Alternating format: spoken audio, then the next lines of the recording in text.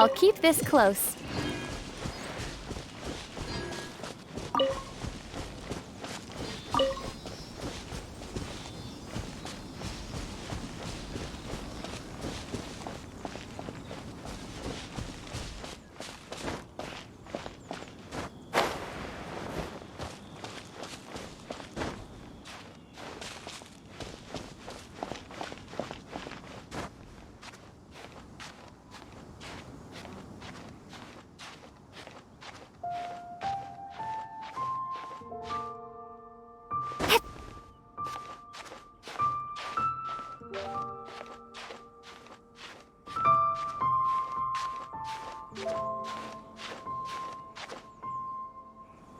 Look up there! That's the Jade Chamber!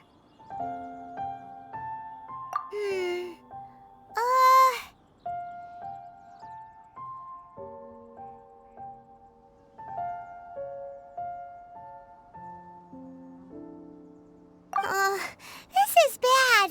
Paimon's supposed to be your guide, but Paimon doesn't know where the way up to the Jade Chamber is.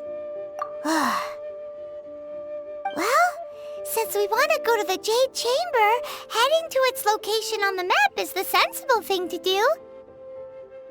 Let's look around. There has to be a way up there nearby.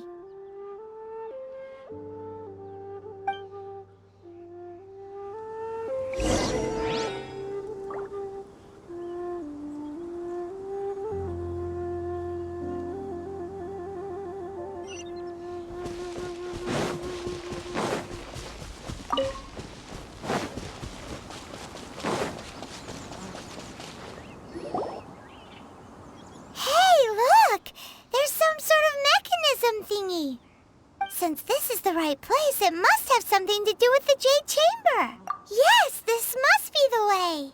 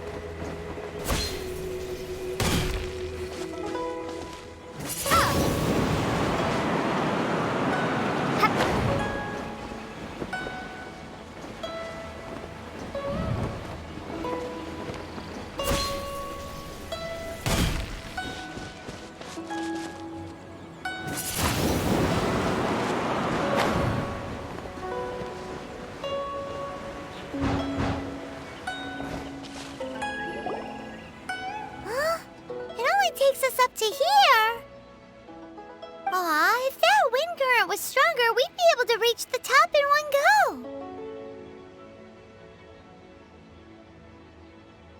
Huh? Why? Or... Oh, Paimon gets it! If it was a secret, Ganyu wouldn't have let us try to find it ourselves, right? Alright, let's follow your plan. Then we can... Oh, hang on a moment. Look down there. Looks like we've gotten close to the Guizhong Ballista. Paimon has a new idea! Why don't we shoot you up to the Jade Chamber using the ballista?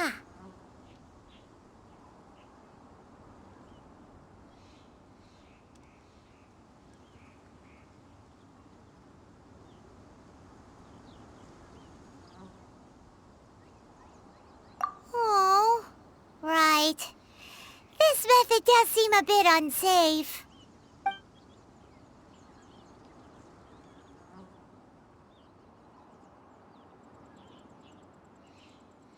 Oh, that's right! Now that you mention it, we could use the Guizhong Ballista to see if there's another way up nearby.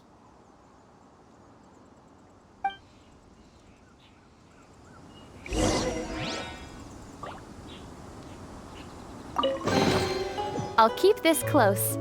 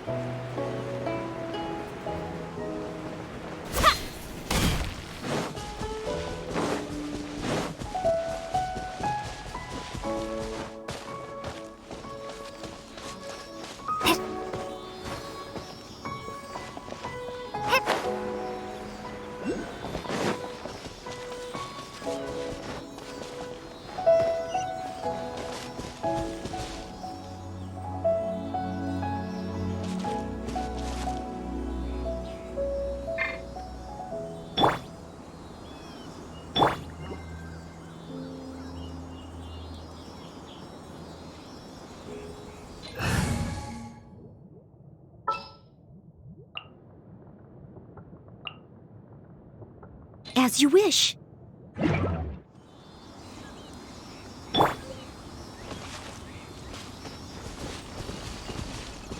As a dutiful maid would.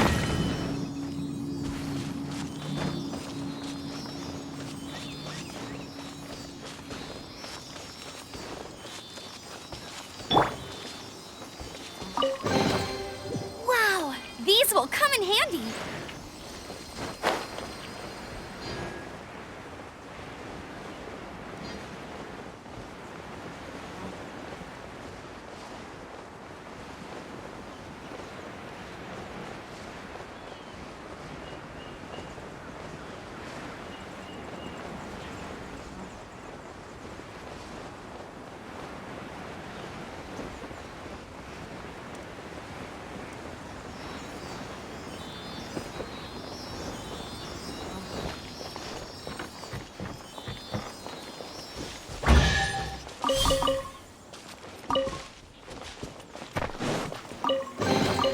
Another target tracked down by Outrider Amber.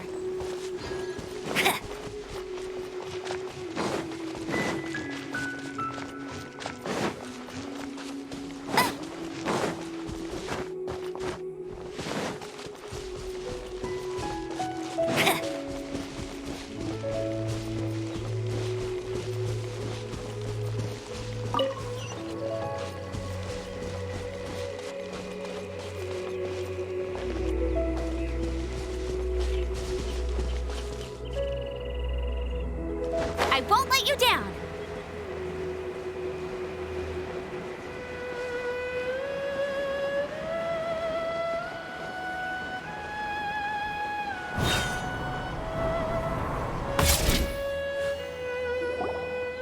Halt! Who trespasses on these hallowed grounds? Exactly. What are you talking about? We're invited guests. What makes you think you can treat us like this? No. Wait. Maybe this was Ningguang's plan all along. She pretended to invite us to the Jade Chamber, but set up a Millilith ambush here to arrest us.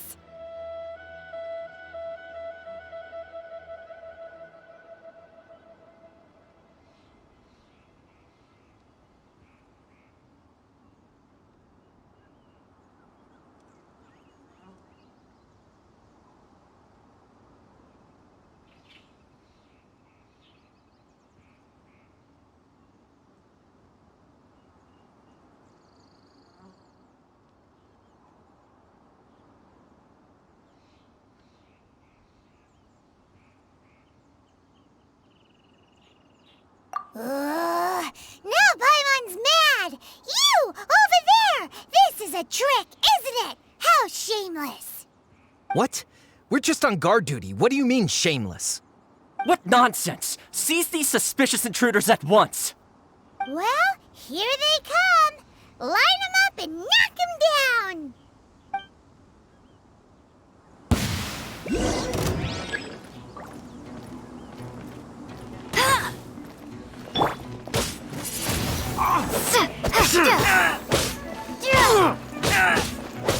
Windblade!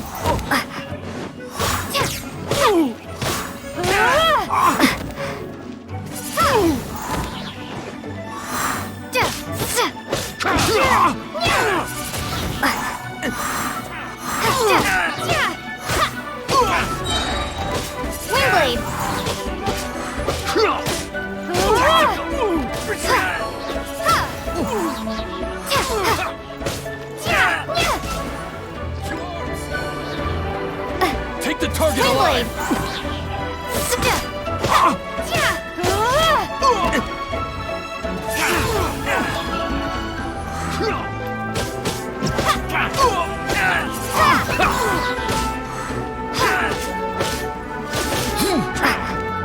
Attack!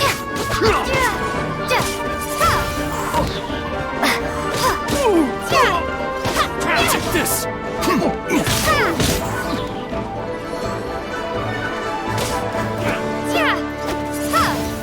Take the target alive!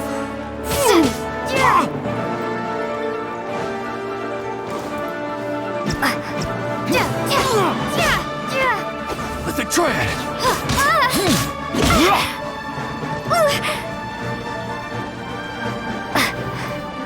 Attack!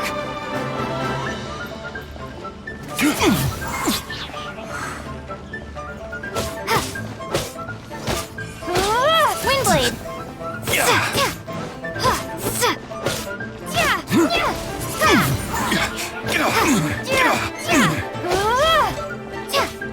Windblade!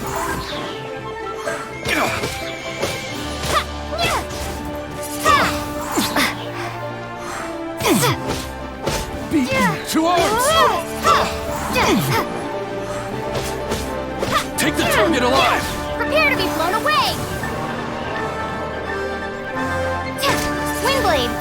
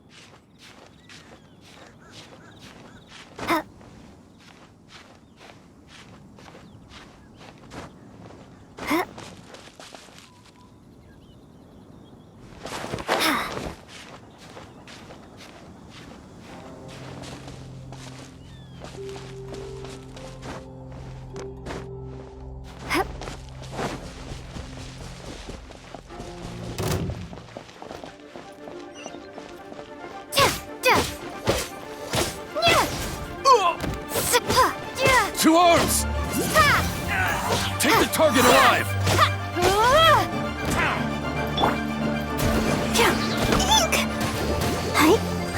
Let's...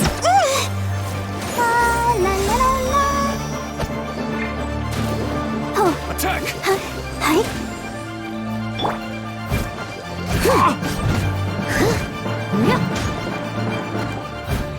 With the triad! Leave it all to me.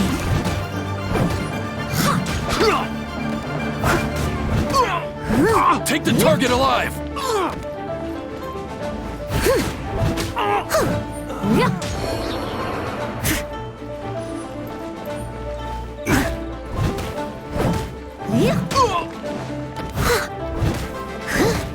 Attack!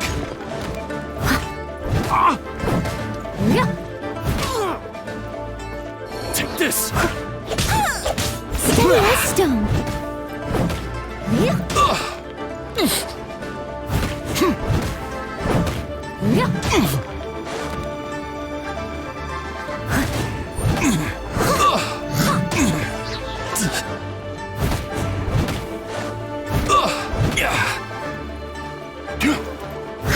Lithic Triad!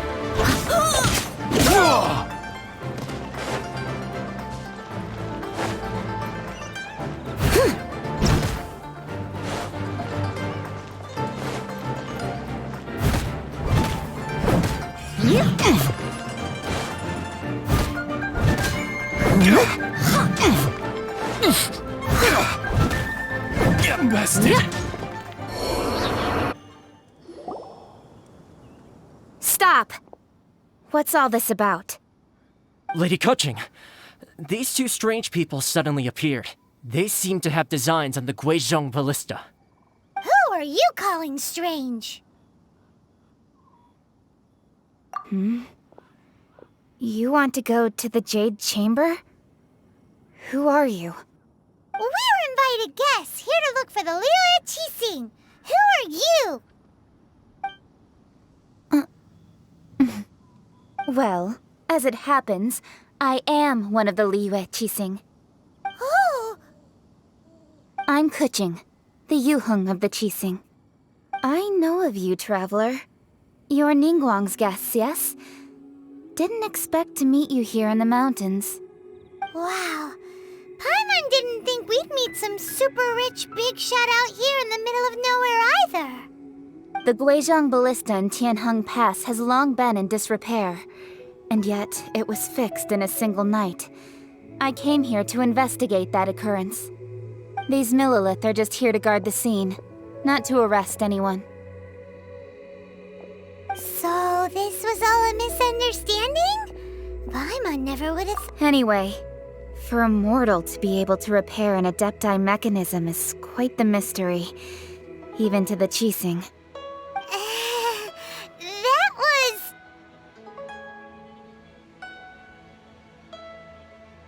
Eh? Oh, right. So, Lady Yuheng, might you have any idea why Lady Tianquan invited us to go to the Jade Chamber? Just call me Kuching. I'd say that Ningguang's purpose is to request that the savior of Mondstadt take a more neutral stance. Or at least, to not wholly side with the Adepti. We're not taking sides. We spoke with the Adepti. They want to protect Liyue as well. When you say protect, you're referring to their sanctimonious arrogance, aren't you? Huh? You are mortals, and thus under their protection. There was no way they would have regarded you as someone with the ability to assassinate a god. Naturally, they would also regard Ningguang's locking down the area, questioning the citizenry, and pursuit of the assassin to be pointless work. Perhaps they even wonder if there might be a cover-up. I'll say it like it is. They're underestimating us. Well, you've got a point there. Still, this is the first time Paimon's seen a person from Liyue who doesn't respect the gods or the Adepti. Should I respect the shallow sense of time and condescension to mortals that has caused them to delay in moving against us, Qixing? Forget it. I shouldn't speak of them this way. This skepticism is mine alone, and Ningguang does not share it. Either way, I will admit that the actions of the Adepti this time were quite restrained. Rex Lapis's death is indeed an extraordinary circumstance. But to think that they would call for a council of Adepti rather than come down here directly. How surprisingly civilized of them. Well, for Ningguang, she would talk anything and everything out if she could. But I doubt we can do that here. The time of the Adepti has long passed. If even the Liyue Qixing don't want to face that truth, then what future is there for Liyue? Another super bold statement. I'll stop here. Honestly, I hadn't intended to say so much. But you're a good listener, Traveler. You should both be off to the Jade Chamber. Don't be late now. Ningguang's schedule is packed to the gills all the way till next year. The cream of Liyue's mercantile crop all see ascending to the Jade Chamber as the greatest honor. Each brings rich gifts as they visit, all to curry a little favor with Ningguang. Favor? But... Wait, that's right! Greeting gifts are a staple of Liyue's culture! We need to get one! Not to curry favor or anything, just to... Alright. You can decide on your greeting gift yourselves. Let me tell you how to get to the Jade Chamber first. You didn't actually have to come to Mount Tianheng. Go back to Liyue Harbor. Find a guide at the Yuehai Pavilion, and... well then. May we meet again, Traveler. Well, that Yuheng may not respect the gods, but Paimon thinks she's a pretty cool person. So, what should we give to Ningguang when we see her?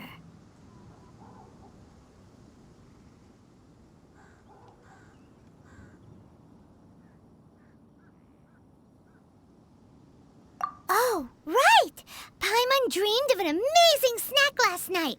Sugar-frosted slime! Paimon has a feeling that it would be perfect for a super rich person like Ningguang. Why don't we go with that for a gift?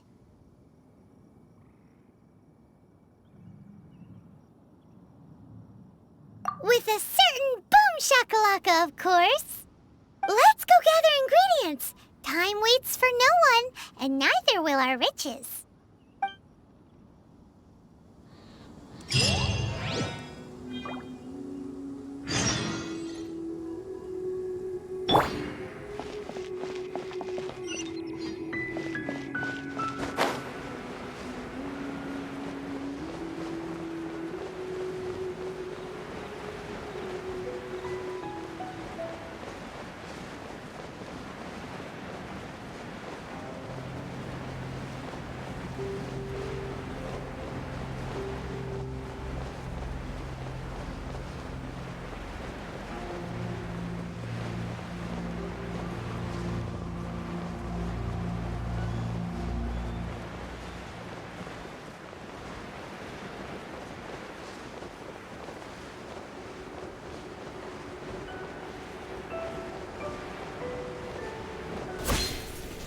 Look at that slime!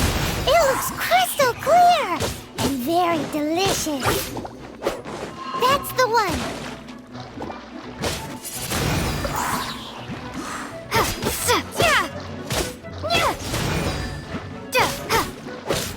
Windblade!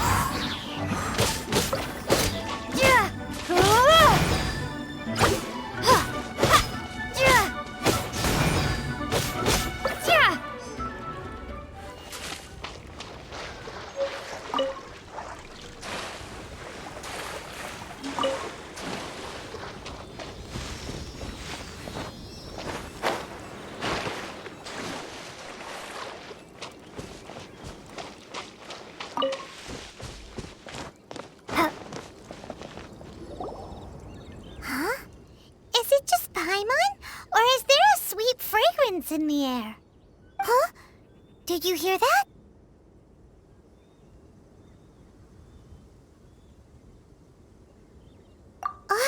No! That was definitely someone in trouble. It came from those ruins over there. Uh-oh. It looks like the treasure hoarders have locked someone inside.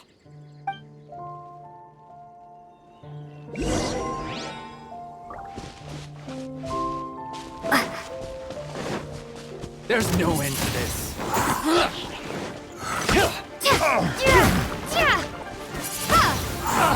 You're open! Be gone!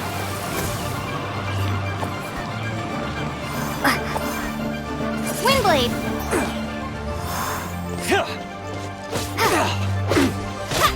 You're open! Direct assault!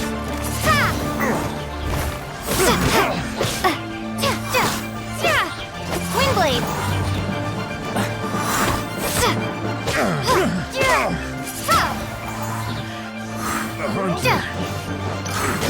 taste of this! Wing blade!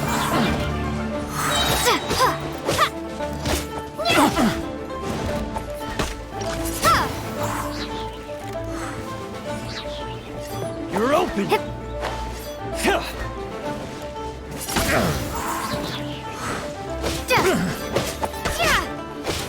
You're open!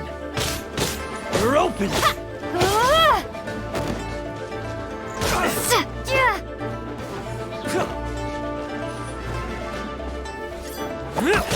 Wing blade!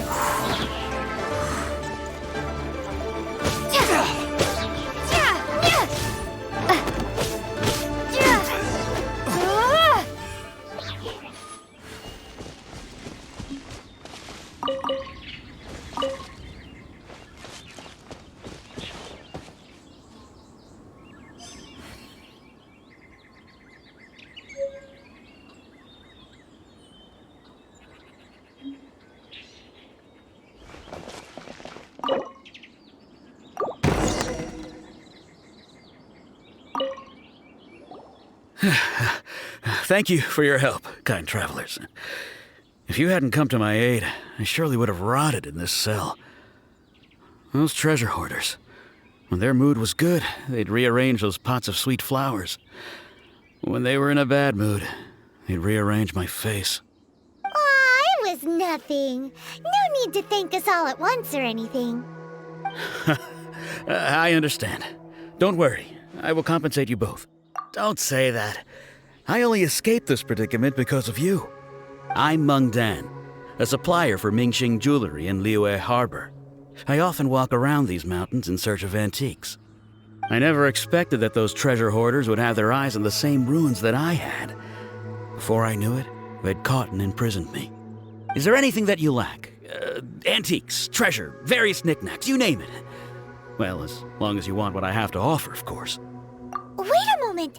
Actually, we are looking for something. Oh?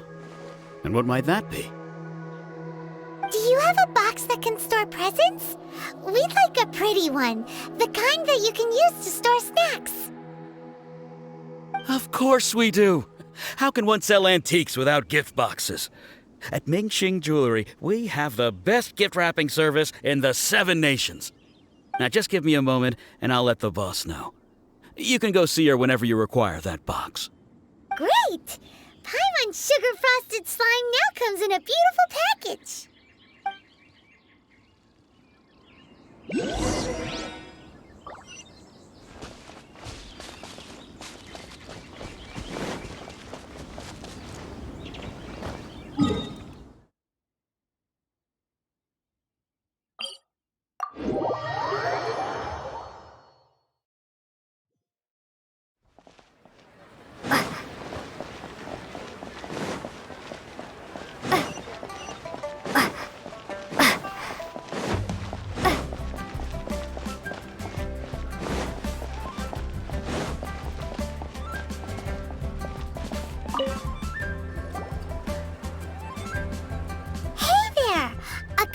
Meng Dan told us that we could get a nice and shiny box from your store.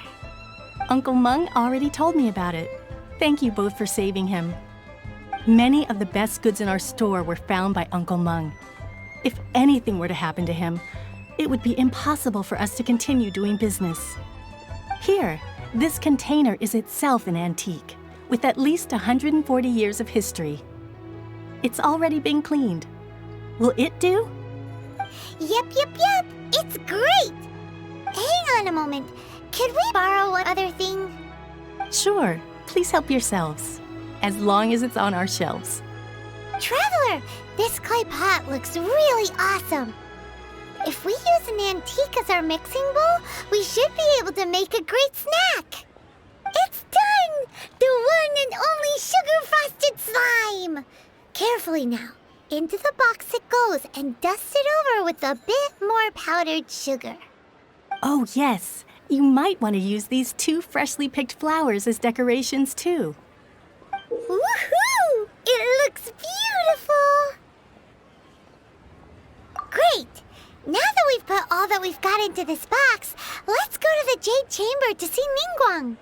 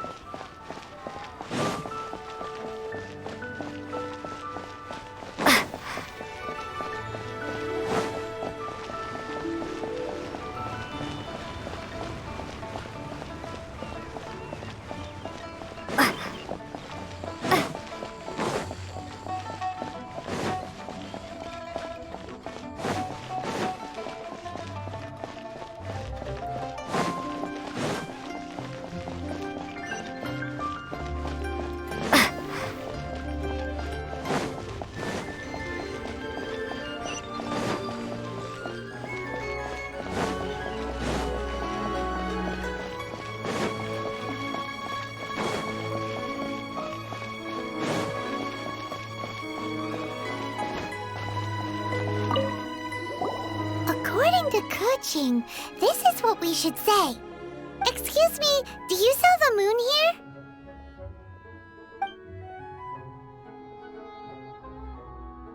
Yes. How many would you like? It's not convenient to speak of numbers here. Ah, well said. Please, use this to ascend to the chamber. Yes, speaking of which, are you two the guests that Lady Ningguang has arranged to meet with today? Yep. And yet the code they used was not the one for guests, but for the Yuheng. What's going on here?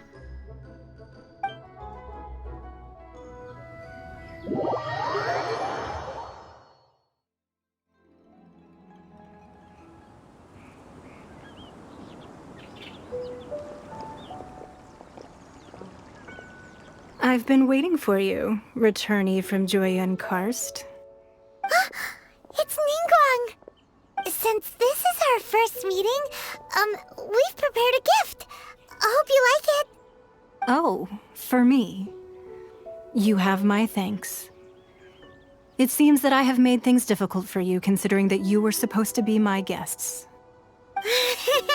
Oh no, it's nothing.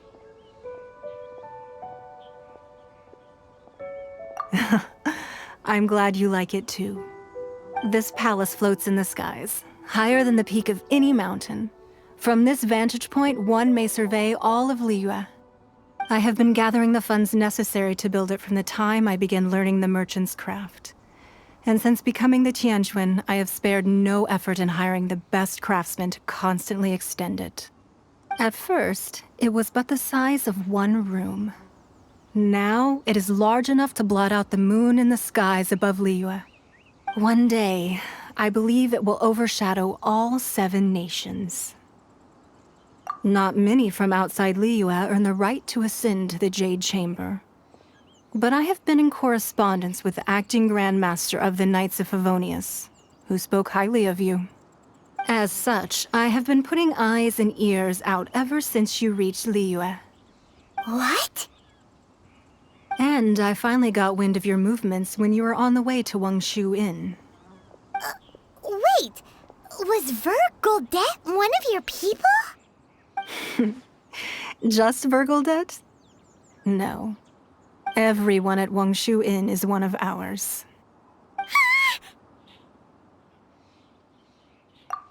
At the Guizhang Ballista, yes? You weren't peeking on us from the skies the whole time, were you? I fear that peeking would have been a little difficult from this altitude. Our eyes and ears are more than sufficient. You two are very interesting people, after all.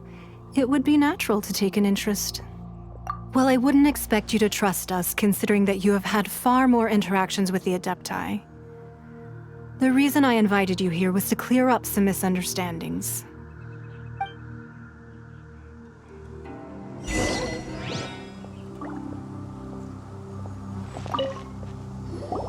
I believe that you've heard of the Archon War. Many gods used to walk this earth, and many long wars were fought between them that did not abate until 2,000 years ago. Much blood was shed, and many lives were lost. In the end, only 7 victors remained standing in Tevat. They built cities and nations on the corpses of the vanquished, and thus began the era of the 7. You can see Goyun Stone Forest from here, I trust. It is no natural rock formation. Those are giant spears of rock hurled by Rex Lapis during the war. Beneath the spears lie those cast down by Rex Lapis in those days, gods that failed to seize the title of Archon. Not only is it true that gods may die, but so too has the membership of the 7 changed over the last 2 millennia. Rex Lapis's passing is an unimaginable disaster for Liyue, but the Order of the 7 will not collapse simply because of that. Another Lord of Geo will arise sooner or later. Yet, how are we to forget Rex Lapis? When that time comes, the relationship between the people of Liyue and the gods and Adepti will surely be different from before. Even in a new era, The Liyue Qixing remain Rex Lapis's former subjects. Do you really think us capable of having played a part in his demise? Of lacking the foresight to see the certain repercussions? That day at Yujing Terrace, it was also very sudden. Even I was caught completely off guard. You were there, you no doubt saw. But our enemy has long lain hidden within the harbor. If we do not act against them now, they will surely gain the upper hand. Hiding the Exuvia was a necessary maneuver to take the initiative back, to play the spider while our foes scurry about. Who's this enemy you're talking about? What do you think, traveler? Huh? What are you two talking about? Well answered. The scenery out here is fine indeed, but the wind is a little strong. Our preparations to receive guests within are complete. So please, this way.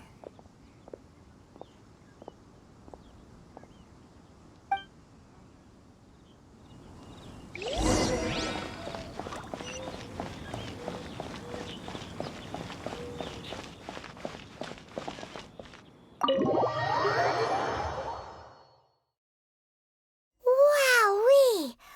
What a huge hall! Paimon's never seen such a fancy place before.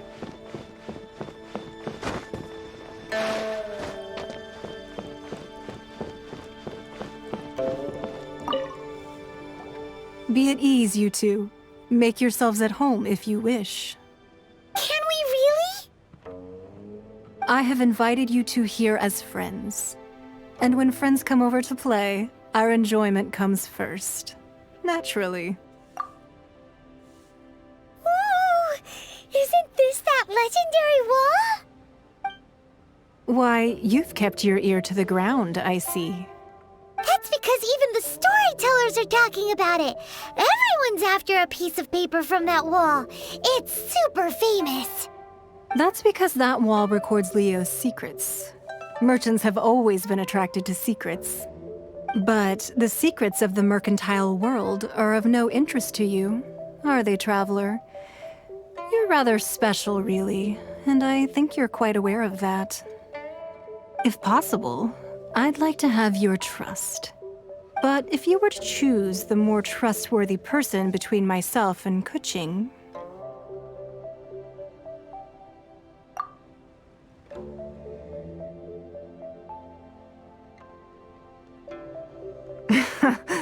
You'd pick Kuching? Nah, I had a feeling. I originally thought her a bit too hard-headed. With someone of her character on the Qixing, I've had some extra messes to clean up behind the scenes. But after she said those words, the time of the Adepti has long passed. If even the Liyue Qixing don't want to face that truth, then what future is there for Liyue? Well, I must say that quite a few of my doubts have been dispelled. I won't deny that Rex Lapis's passing seems advantageous to us. But, for Liyue's sake, we cannot allow ourselves to be shackled by rumors of our usurpation of power. Indeed, it seems that you understood what I meant to say from the very beginning. I called for the gag order and for the Exuvia to be hidden to temporarily stabilize the situation, and also to prevent something similar to the incident in Mondstadt. With Rex Lapis's death, the Fatui have busied themselves with many clandestine actions beyond their diplomatic remit. As the Tianquan, one responsible for Liyue, I cannot be too concerned with appearances when opposing them. Allowing the rite of parting to take place was also meant to buy some time for us to take control of Liyue's administration. It's exactly as Zhongli said. The Qixing only provided the venue for their rite so they could use us for their own ends. Wait, that's right. Speaking of ends, could I say one other thing? Of course. Paimon's heard that anyone who sends a greeting gift gets a little something in return. So, does that include us? It's all right. I like direct people. Well, we have made quite a bit of trouble for you recently. How about this? You can pick any one object here as you please, and you may take it with you. Yay! Paimon was just waiting for you to say that! Let's see, what should we get? One of the sheets on that wall! Don't look at Paimon like that! One of these sheets of paper will sell for crazy prices, even if it's only as large as Paimon's fingernail. Just imagine how much more a whole untorn sheet would sell for. Let's grab one! The biggest one!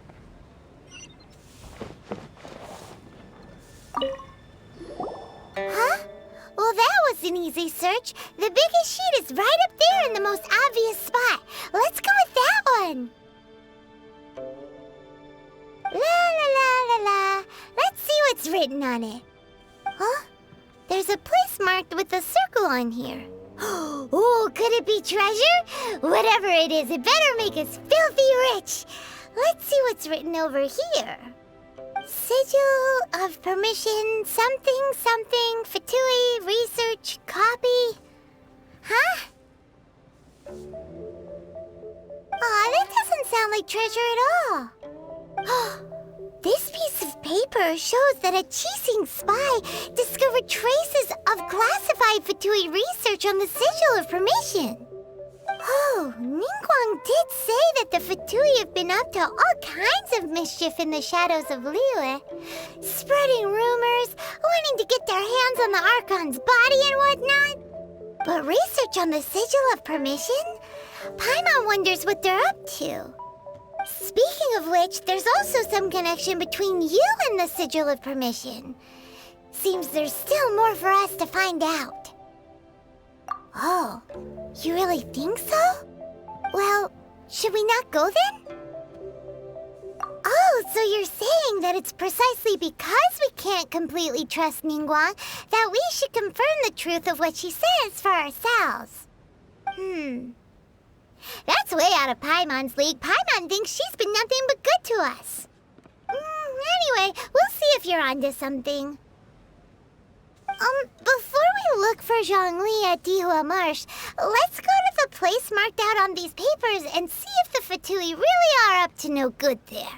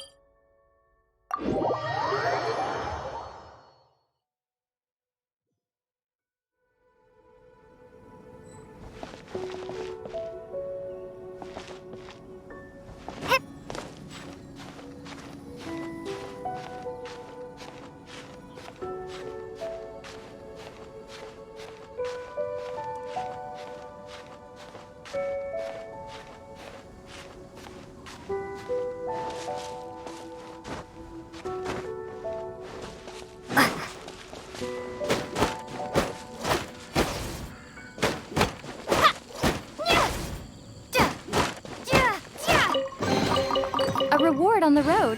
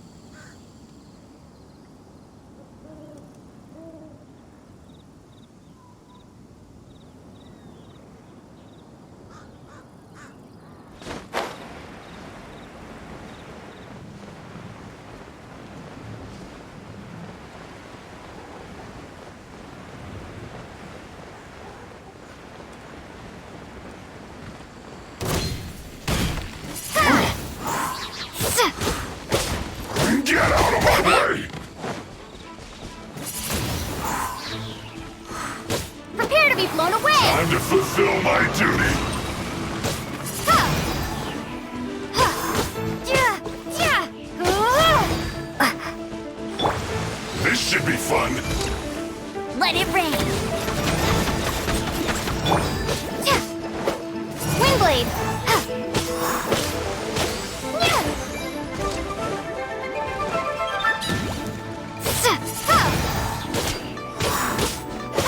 Yeah. Da. Ha. Not breaking a sweat. Ha. Ha. Yeah. Time to clean up.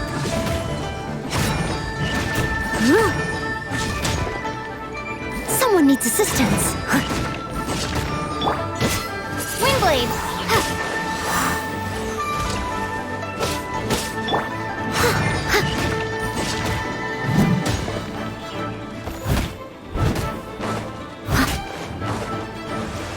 This should be fun.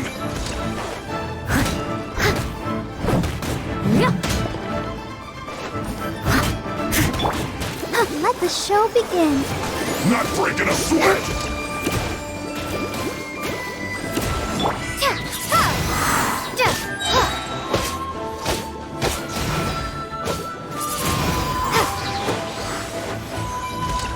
Ha. Da.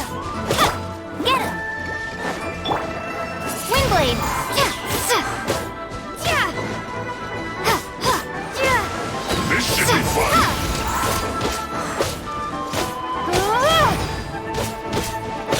Windblade. My work Yeah. Yeah. finished.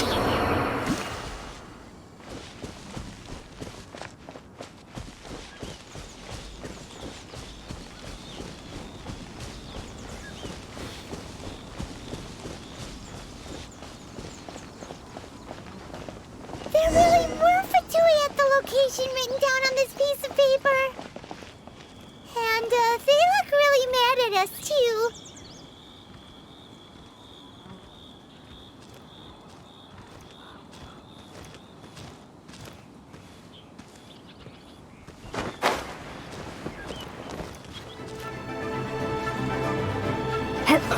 Let's move. Yeah.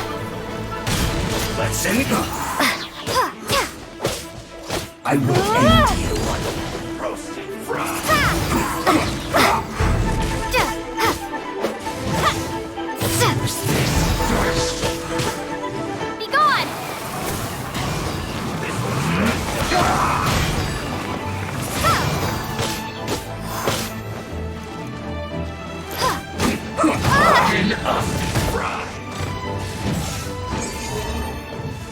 Windblade. Yeah. Let's end this quickly. Da. Fresh makes the pursuit. I must leave no stone unturned. Frozen food. I'll catch up.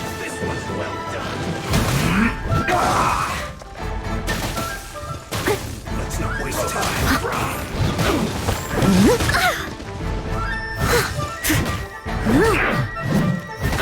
Let's end this quickly.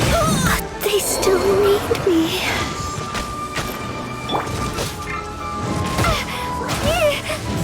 This is not the end.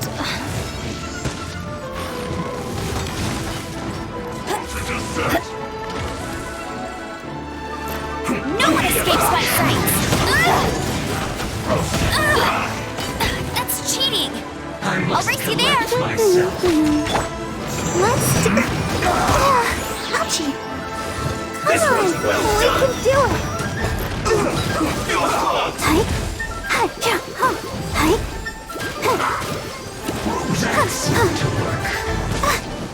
Let's not waste time.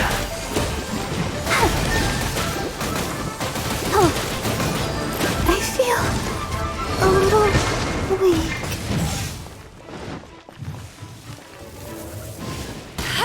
Now you're not going anywhere. Let's end this quickly. Let's move. Almost. Eat a roasted fried. I'll never surrender. You need to hurry up. Must keep training.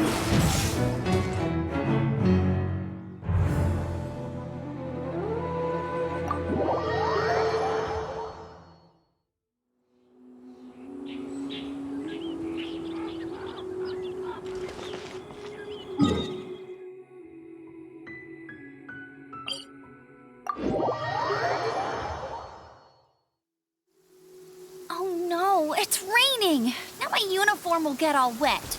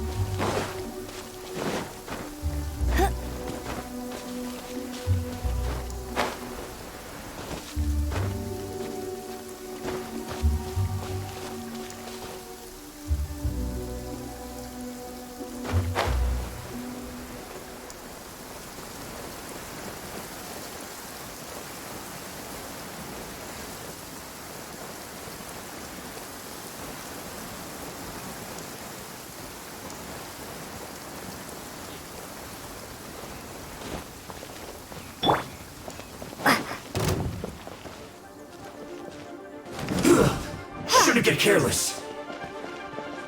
Have a load of this!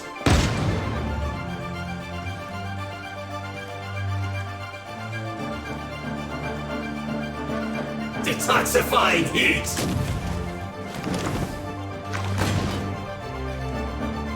Roast and fry!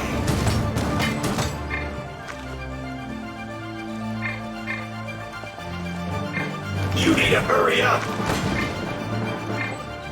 This was well done!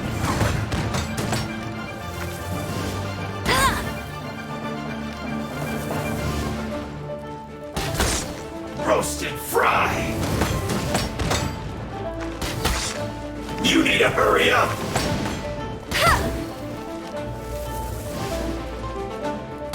This was well done! This first! You need to hurry up! Roast and fry!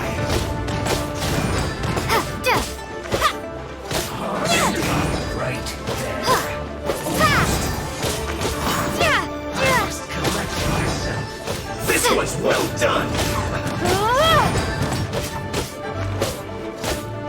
Roast and fry! This was well done! Let's not waste time!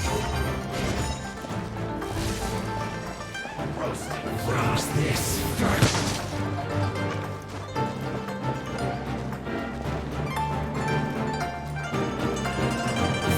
This was well done! Almost.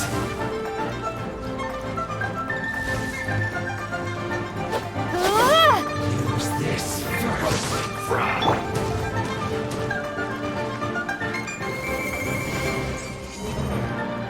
Take cover. Let's not waste time. Well done. Roast and fry. This was well done. That seemed to work. Roast and fry. Use this first. This was well done. That freshness preserved. Let's not waste time. Roast and fry. Use this first. It's no doubt. I must collect myself. This was well done. Roast and fry. This was well done. Going anywhere. Roasted fry. That seemed to work.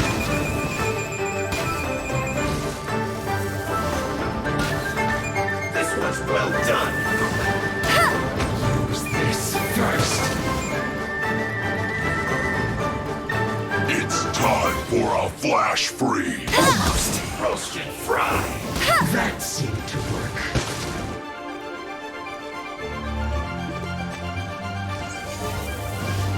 Take cover.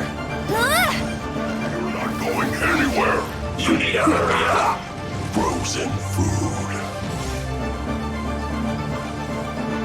This was well done. Let's not waste time. Use this first.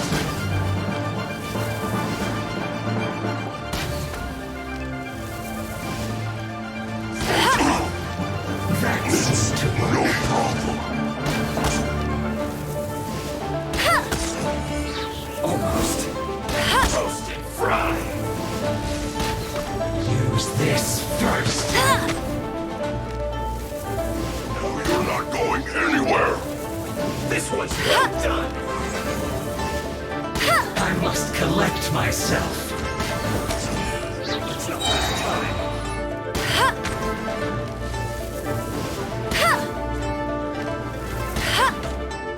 No escape! That seemed to work. Freshness preserved. Roasted fry. Ow! Oh no! Almost. Use this first.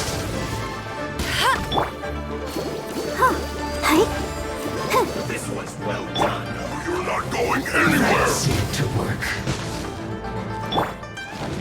Swing blade! Let's not waste time.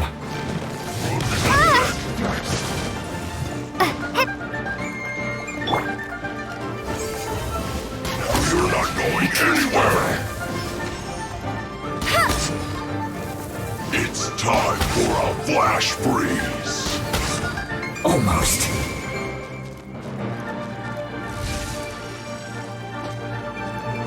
That seemed to work. Frozen descent.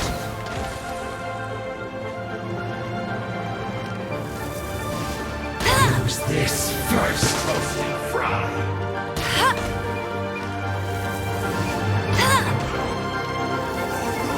That seemed to work. This was well done.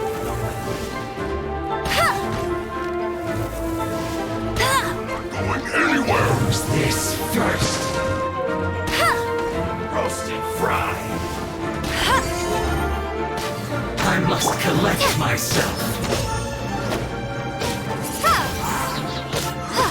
This was well done. Frozen descent. Swing blade! Don't cut blood. Freshness preserved. Frozen food. Almost. This was well done. You need to hurry up.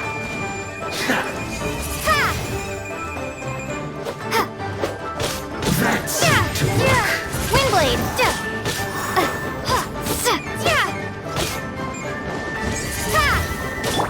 Steady as stone. Cover. This is trouble.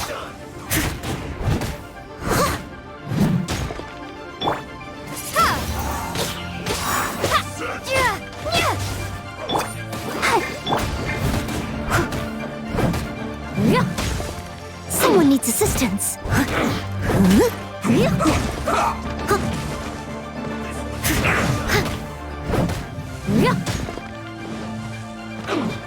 You're not Leave it all to me. almost.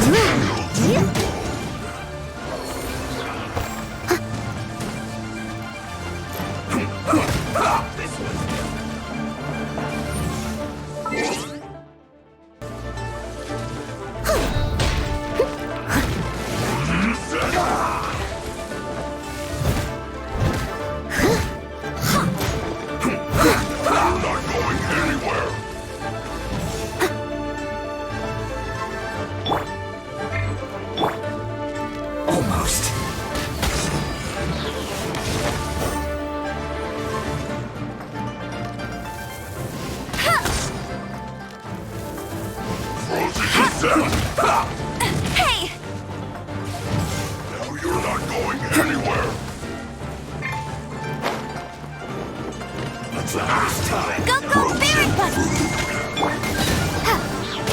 Windblade!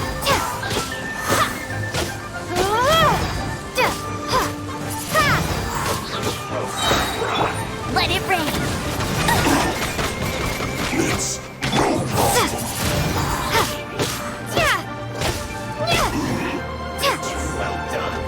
Prepare to be blown away! Windblade!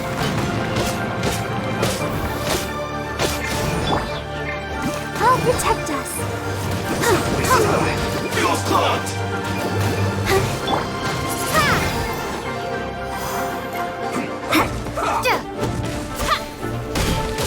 Windblade!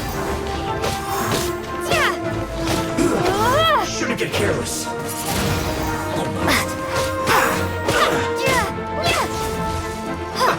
Let's move.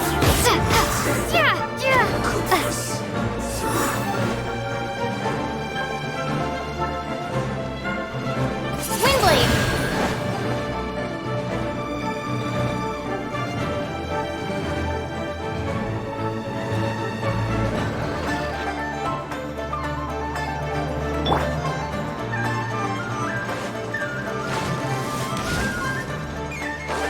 Steady as stone, as a dutiful maid would. Let's end this quickly.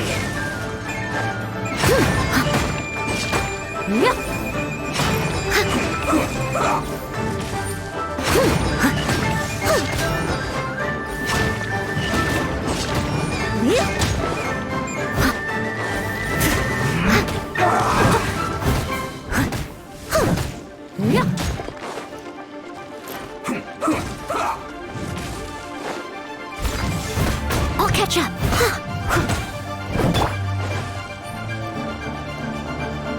Let's end this quickly.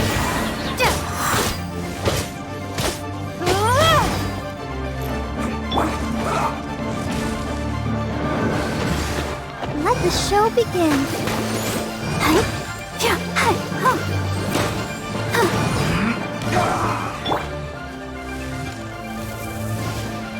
Almost. Bet you can't keep up with me! Let's end this quickly.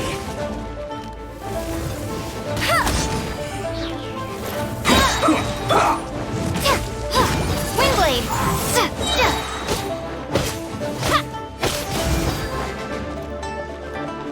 Let's not waste time.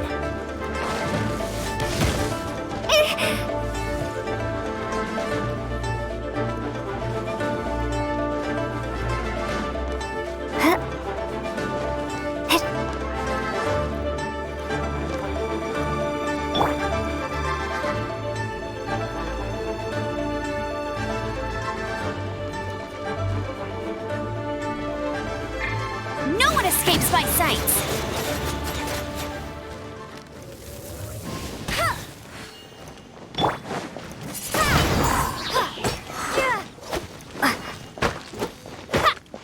Windblade! Let's begin.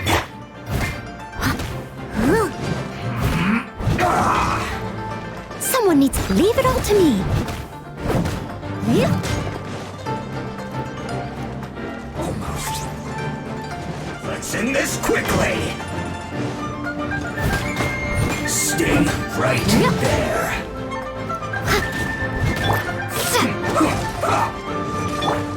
I'll catch up. Steady as stone.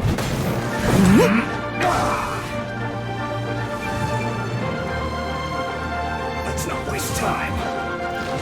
Someone needs assistance. Let's end this quickly.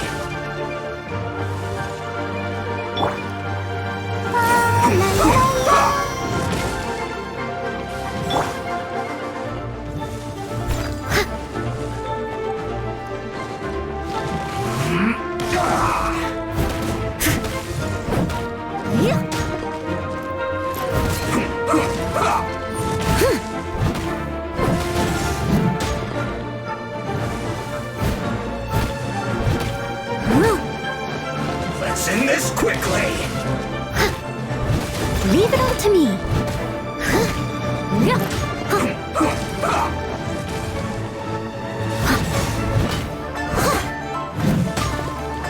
I'll catch up.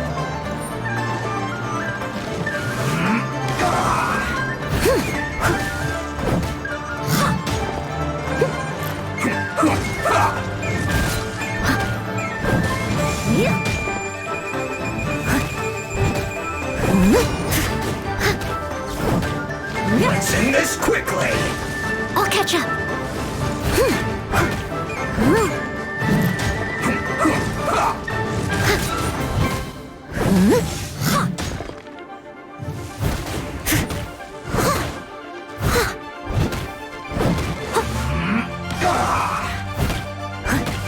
I must leave no stone unturned.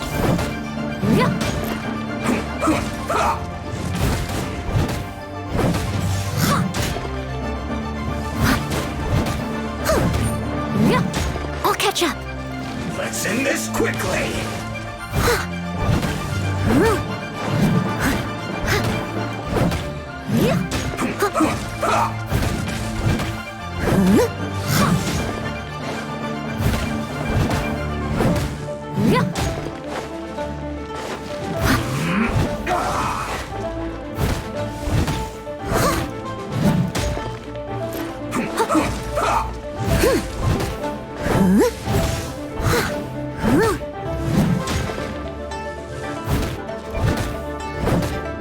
Let's end this quickly!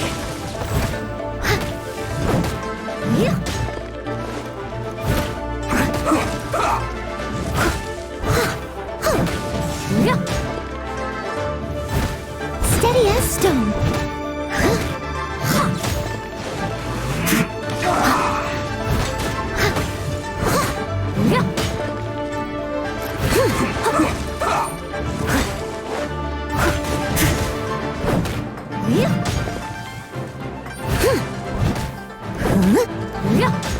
Let's end this quickly!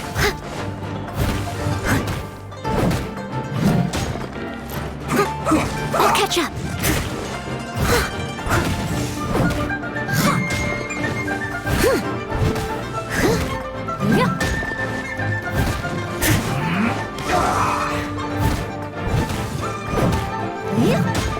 I must leave no stone unturned.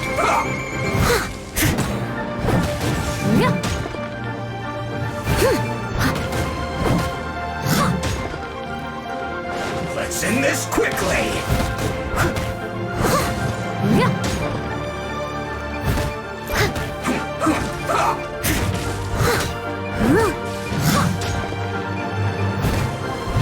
Steady as stone.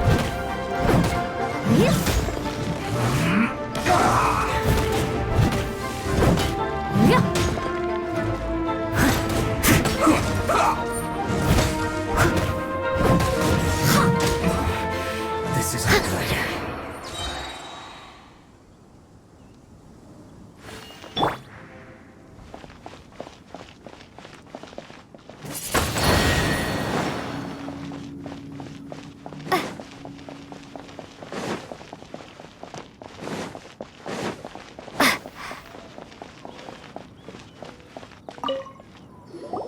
There are so many talismans here. And some stacks of blank paper, too. Paimon's seen this pattern before. But where? Oh, Paimon knows! It looks just like the sigil of permission the child gave you. But how did a relic of the Adepti end up in the hands of someone like Child? Suspicious. Oh, that's right. Cloud Retainer said that when the Lord of Geo created the Sigil of Permission, it wasn't to be used as some old relic. Talismans like that were once used in the Archon War to channel divine powers. Maybe the Fatui are copying the Sigil of Permission in hopes of achieving a similar effect. Being able to channel divine power in battle? Whew, that sounds pretty dangerous. And the plot thickens. We'll need to keep an eye on Child, that's for sure. Alright, that's enough sticking around here. We gotta go meet up with Zhang Li soon. The last stop on our rite of parting preparations tour is Dihua Marsh. Let's go! Paimon hates being late.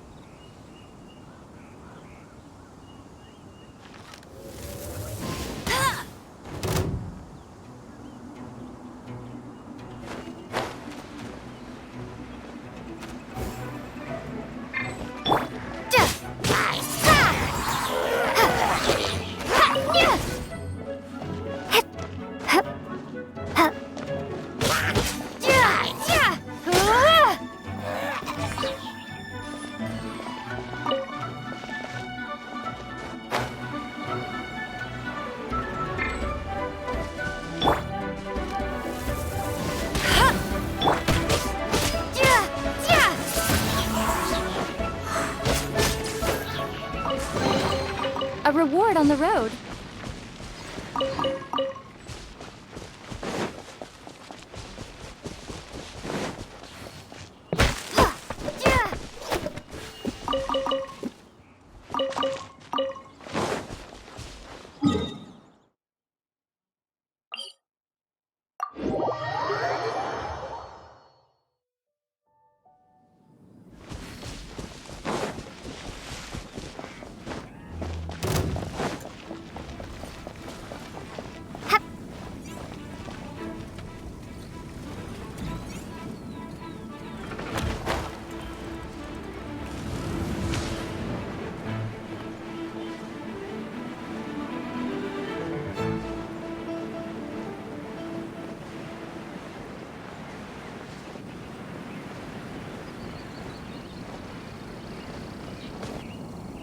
Right on time.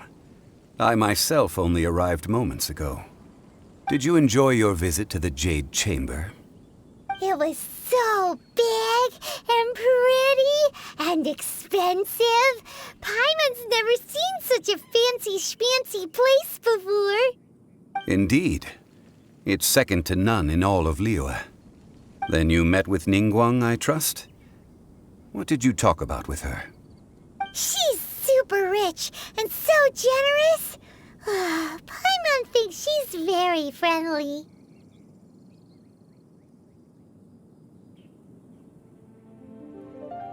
Yeah, her take on Ningguang is quite different from Paimon's.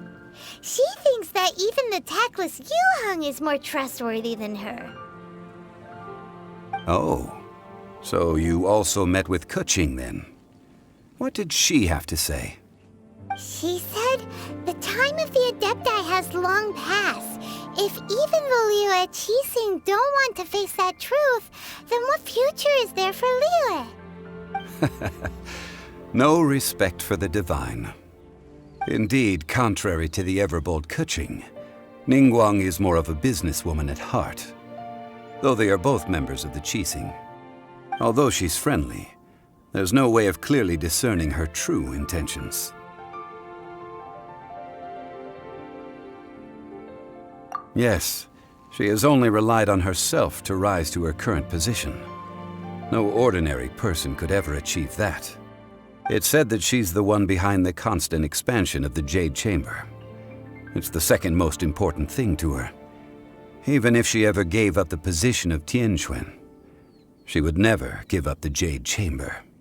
The Jade Chamber is only second. What's the most important thing to her then? Why, Mora, of course.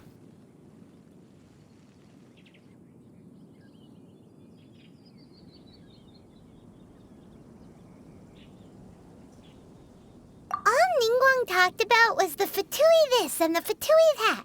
She said that after Rex Lapis was murdered, the Fatui have constantly been trying to sink their fingers into Liyue, and that they aren't to be trusted.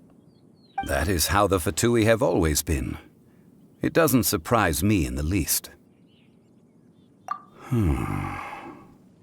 No matter what they may be planning, you must be careful when dealing with the Fatui. Always be on your guard. So, is there anything we need to get for the rite of parting in Dihua Marsh? Yes, as a matter of fact, there is. Today, we'll be gathering wild glaze lilies. Glaze lilies? But why did we come all the way out here? Doesn't the garden in Yujing Terrace have some? Even Qingse Village has glaze lilies. Oh, right! Paimon remembers that Madame Ping is always tending to flowers. Maybe we could ask her. No. Those lilies have all been gardened by people. They won't do it all. Dihua Marsh used to be full of glaze lilies.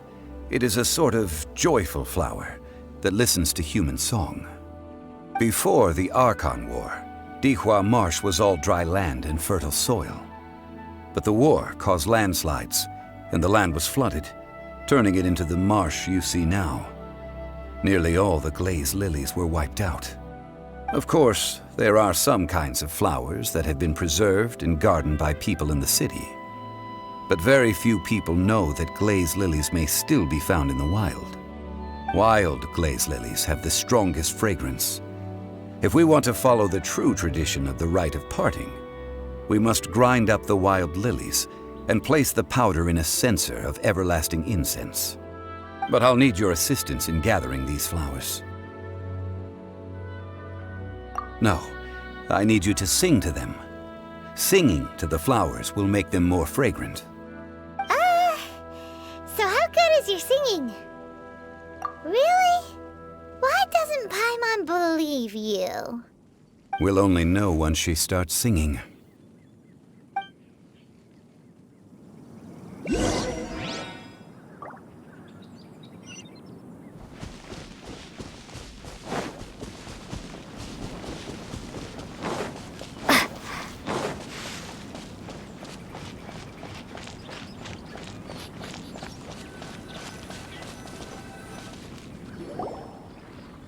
It's time to sing, whenever you're ready.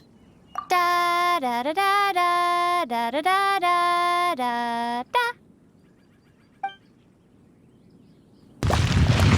What happened? These flowers are jumping. They look really angry. Is it because you sang a song for Mondstadt that they don't understand here in Liyue?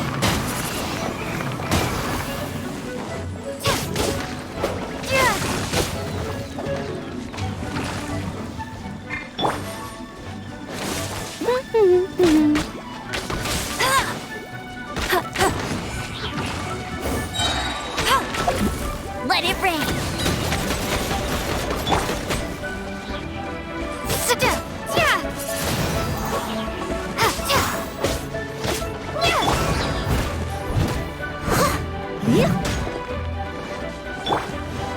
Windblade.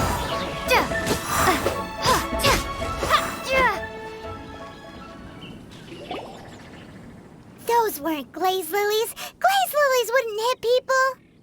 This little monster is known as a whopper flower. Strange. These petals look interesting. The glaze lilies used as a disguise were buried with the whopper flower for too long. The result seems to have surprisingly potent medicinal value. Let's collect what we can of these petals. Well, that's nice and all, but will those petals be useful for the rite of parting? Unfortunately, no. That's so lame. Excuse me. Are you searching for glaze lilies? Oh, hey, it's... What's-her-face? Hello, traveler. I'm surprised you still remember my name. Ah, that reminds me. How was your visit to the Jade Chamber? Well, it sure would have been better if you told us how to get up there. Didn't I tell you the way? Surely I did. Nope, we found the way on our own. Oh, I see. Uh-oh. I guess I really did forget to tell them. Huh. Something seems a little off about Ganyu. She's acting different from the first time we met. Where's her serious attitude now? Ah, well, I met you at that time as an emissary of the Tianquan. But now, I am simply out on a stroll to see the flowers. You came all the way out here to see the flowers? Why not just enjoy the gardens of the city? Yujing Terrace is where Rex Lapis parted from this world. If I strolled through those lonely gardens now, I wouldn't be able to bear it. Whenever my duties take me near Yujing Terrace these days, I draw the windows to block my view of the gardens. Oh, sorry. We shouldn't have brought it up. No, it's quite all right. I just haven't processed my emotions yet. When the Archon War came to its end 2,000 years ago, the first iteration of the Seven would gather in Liyue and drink with Rex Lapis. But 5 of those original 7 had already passed before Rex Lapis. It's truly a changing of the guard.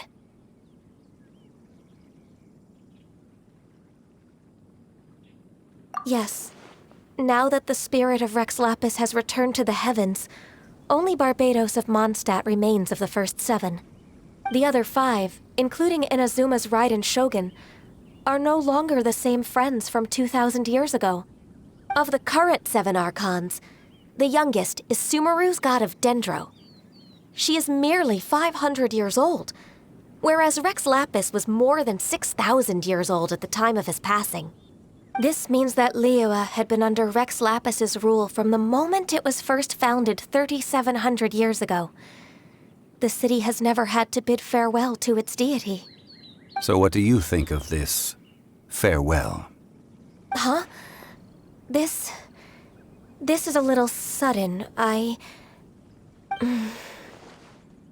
As a mortal, I've never dared to imagine a Liyue without Rex Lapis. But as an Adeptus, I think I will eventually come to grips with reality. Since Rex Lapis has passed, the time of Liyue's contract with the gods and Adepti has now reached its end. Huh? Did you just say, as an Adeptus? Yes, I am a mix of human and Qilin. Adeptus blood flows through my veins. I fought for Rex Lapis and the city of Liyue during the Archon War. After the war ended, I signed a contract with Rex Lapis and took the position as secretary for the Qixing. I've continued those duties to this very day.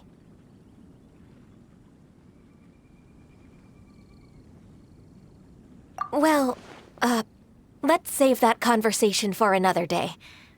You say that you are here looking for glaze lilies?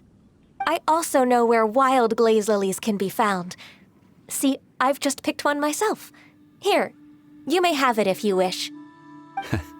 We dare not refuse it. Oh, so did you sing a song before you picked the lily? Indeed, I did. I know this tradition well. In fact, I sang a local Liyue ballad to it. Wow, so you really know your stuff, too. Thanks, Ganyu. No, it is you who I should be thanking. If not for this chance meeting, I never thought that I would be able to contribute to the upcoming farewell for our ancient lord. If you would excuse me, I should return to my work now. Good luck. And that just about does it. Our preparations for the rite of parting are mostly finished. Given the ease of picking glaze lilies, I think this was a fitting end to our tasks. In more... Yeah, Paimon can already imagine him starting a business in Liyue. I've had enough ventures in my life already. Beginning a new undertaking is always difficult at first, and requires no small amount of effort. And once business is at full steam, the stress of it all only wears away at you over time. So you must be careful to take the time to step back and re-examine yourself. If left unchecked, the wear and tear on your heart may go well past mending. Wow. See? Zhongli sounds like he's already seen it all. All right, I think it's about time we head back to Liyue Harbor now.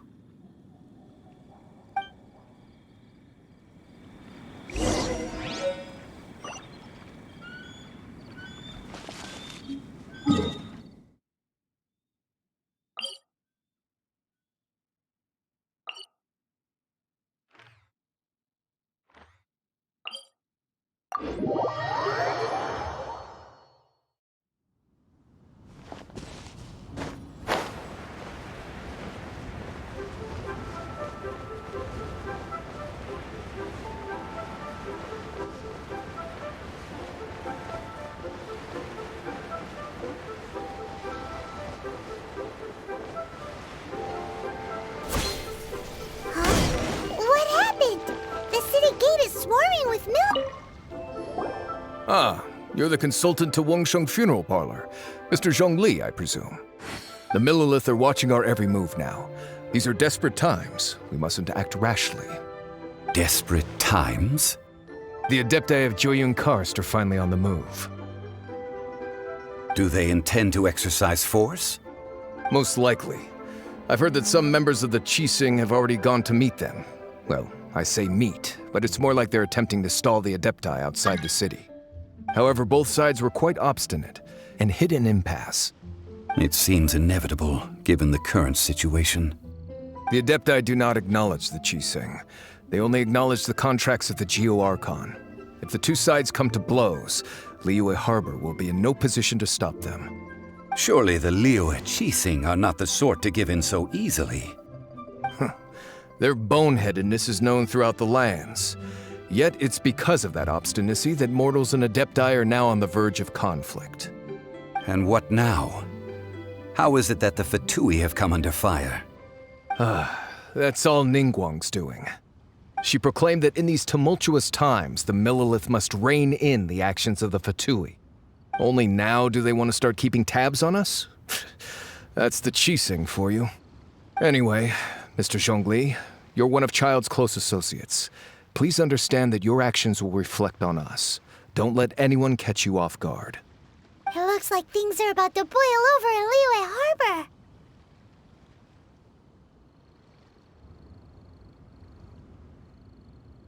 Do you intend to use your neutral identity as an intermediary between both sides? Or will you use your sword to turn the balance? Neither path is an easy one. Oh, by the way, Mr. Zhongli, we've heard that the Wangsheng Funeral Parlor has also been caught up in all of this.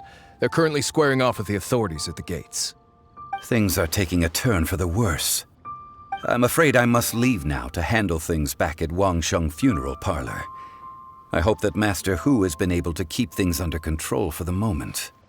Consider your next course of action carefully, Traveler. If you're trying to prevent an explosion, it may be wisest to look for the fuse first. Having connections with the Fatui seems to be quite the double-edged sword. So what does Zhongli mean by looking for the fuse?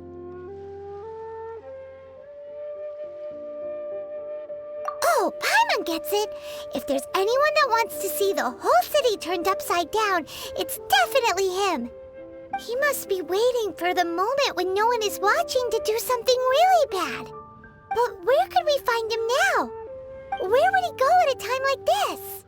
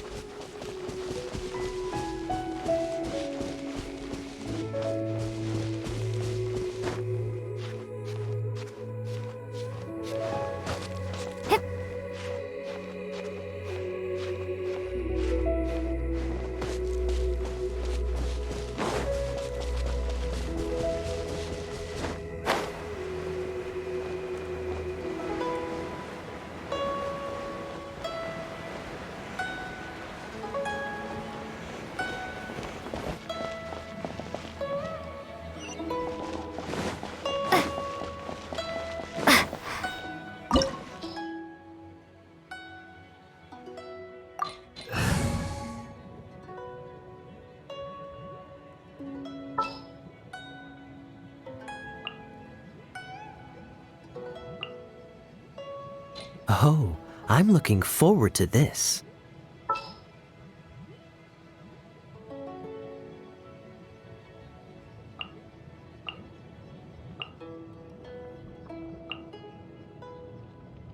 Just sharpen my spear.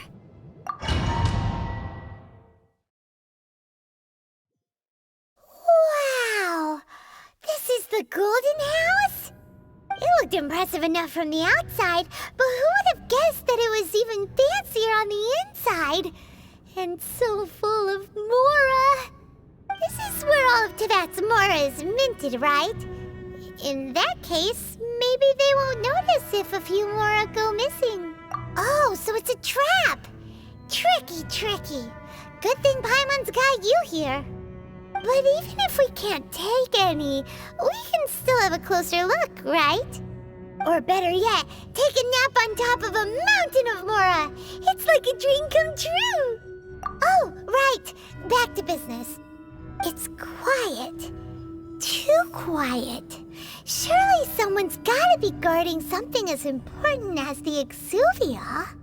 Huh? Look! What happened here? Uh-oh. Paimon smells trouble. Quick! We have to go make sure that the Exuvia is all right.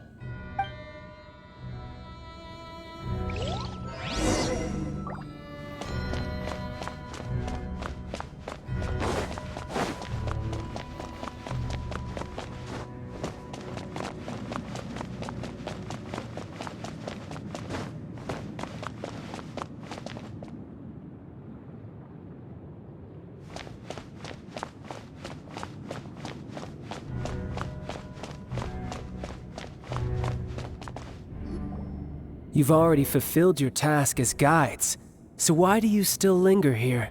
Haven't you already seen enough trouble for today? Huh? Who's there? If you were Fatui, I imagine that you would be entitled to a generous reward from the Tsaritsa herself. But now, you're nothing but dross, and you're in my way. Where should I start? Well, I've never been one to beat around the bush, you know. But who could have possibly guessed that the god of Geo would mysteriously perish the very moment I arrived in Liyue, and that the Exuvia would subsequently be hidden away? If it weren't for that lovely little rite of parting ceremony you put together, it would have taken me a whole lot longer to get the information I needed. Stopping the Mora Mints, hiding away the Exuvia. The Qixing are really pulling out all the stops this time. So you've been planning to take the Gnosis from inside the Exuvia all along? As one of the 11 Fatui Harbingers, it's my duty to see the will of the Tsaritsa fulfilled. She will get that which she desires.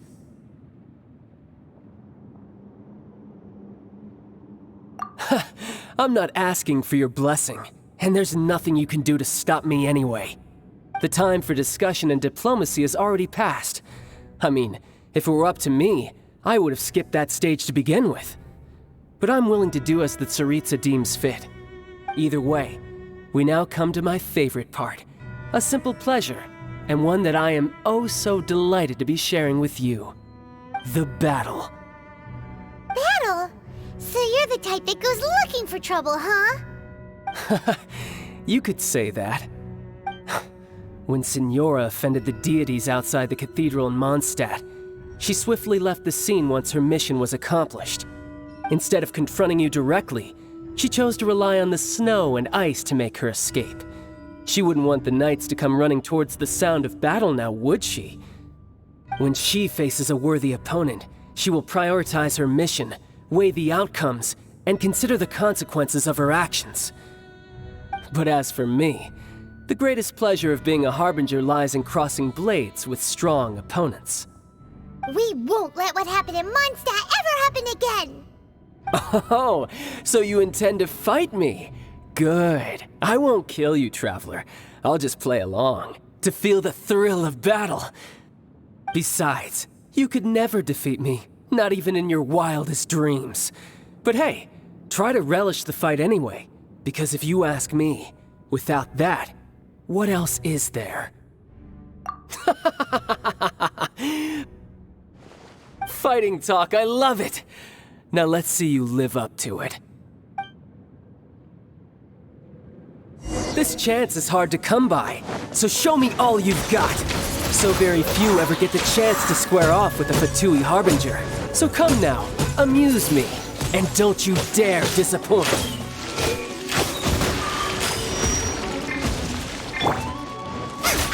Run all you like!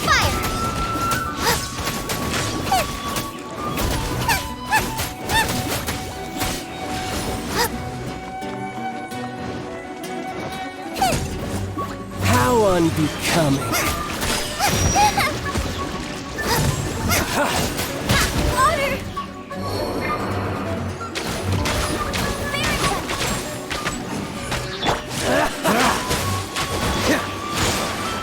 Passable effort. Freeze! Don't push your luck.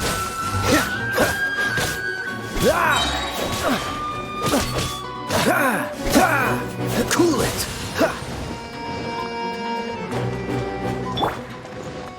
Wingblade! You've made some progress. No escape!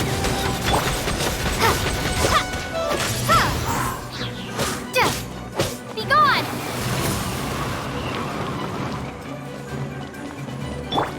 Freeze! Voyager! You're getting on my nerves. Not bad, not bad. Not bad. You've got a trick of the pot. Good. No wonder Senora was so wary of you.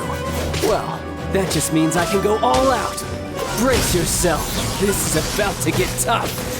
Now, show me what you can do against the might of a Harbinger.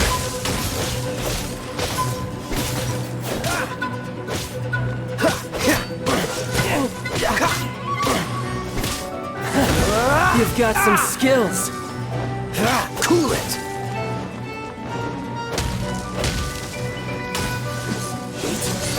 Dodge this.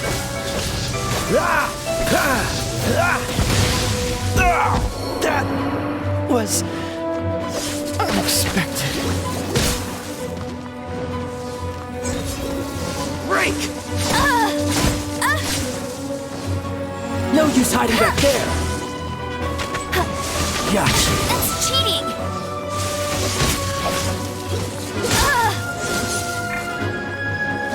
Crush you. Windblade! Maybe I wasn't meant for this. What? Tired.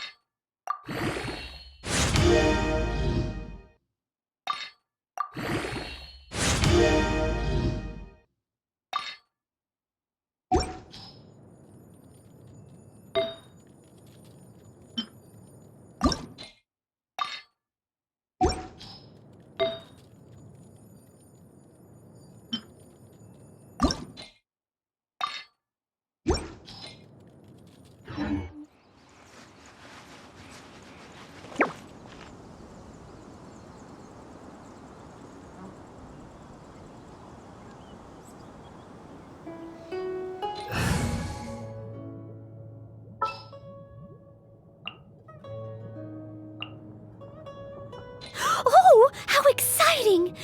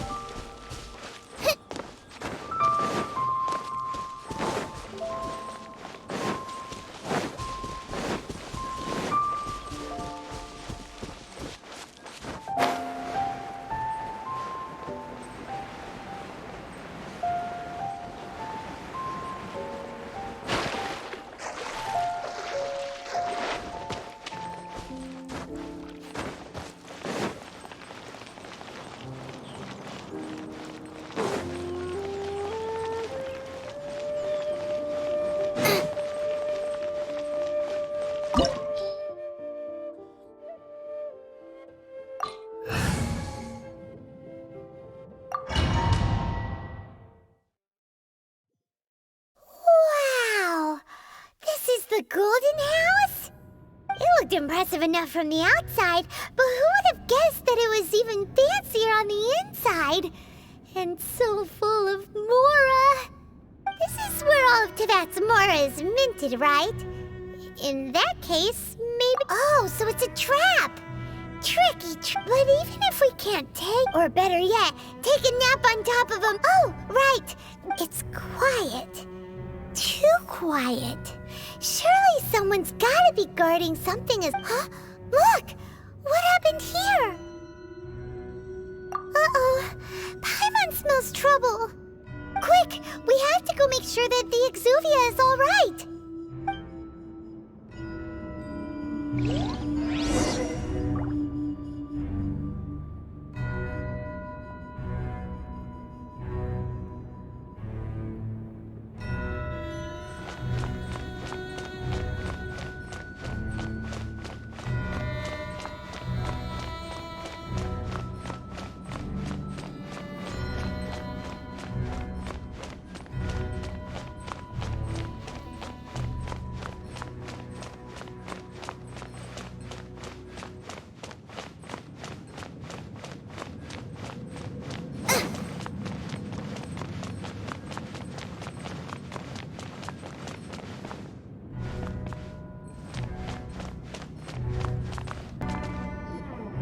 You've already fulfilled your task as guides, so why do you still linger here?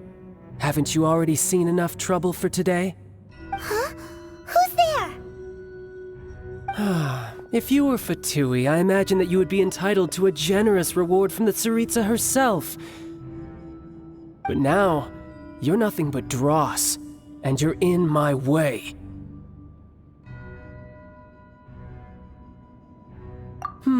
Where should I start? Well, I've never been one to beat around the bush, you know. But who could have possibly guessed that the god of Geo would mysteriously perish the very moment I arrived in Liyue, and that the Exuvia would subsequently be hidden away? If it weren't for that lovely little rite of parting ceremony you put together, it would have taken me a whole lot longer to get the information I needed. Stopping the Mora mints, hiding away the Exuvia. The Qixing are really pulling out all the stops this time. So you've been planning to take the Gnosis from inside the Exuvia all along? As one of the 11 Fatui Harbingers, it's my duty to see the will of the Tsaritsa fulfilled. She will get that which she desires.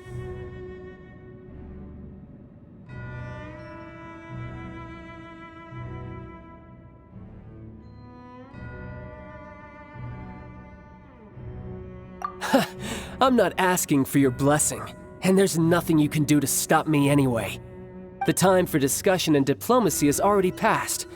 I mean, if it were up to me, I would have skipped that stage to begin with. But I'm willing to do as the Tsaritsa deems fit. Either way, we now come to my favorite part. A simple pleasure, and one that I am oh so delighted to be sharing with you. The battle. Battle? So you're the type that goes looking for trouble, huh? You could say that. When Signora offended the deities outside the cathedral in Mondstadt, she swiftly left the scene once her mission was accomplished. Instead of confronting you directly, she chose to rely on the snow and ice to make her escape. She wouldn't want the knights to come running towards the sound of battle now, would she? When she faces a worthy opponent, she will prioritize her mission, weigh the outcomes, and consider. But as for me, the greatest pleasure of being a harbinger lies in crossing blades with strong opponents. We won't let what happened in Mondstadt ever happen again! Oh, so you intend to fight me? Good. I won't kill you, Traveler. I'll just play along, to feel the thrill of battle. Besides, you could never defeat me, not even in your wildest Fighting talk, I love it! Now let's see you live up to it. This chance is hard to come by, so show me all you've got. So very few ever get the chance to square off with a Fatui Harbinger. So come now, amuse me, and don't you dare disappoint. Possible effort. How unbecoming.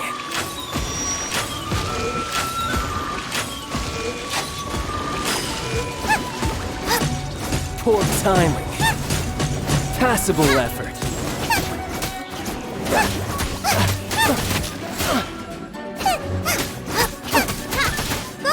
You've made some progress.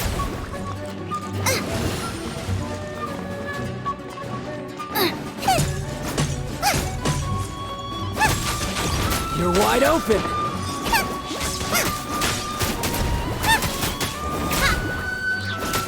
A clear shot. Race you!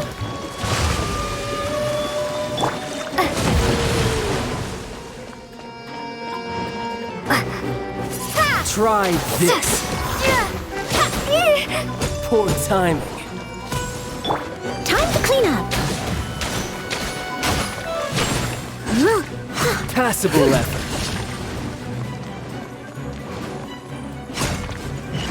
How unbecoming. I must...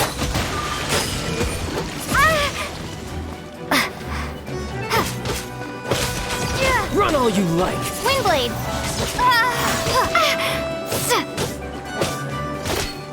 Powering already? Not bad. You've got a trick or two. Good. No wonder Signora was so wary of you. Well, that just means I can go all out. Brace yourself. This is about to get tough. Now, show me what you can do against the might of a Harbinger. Cool it.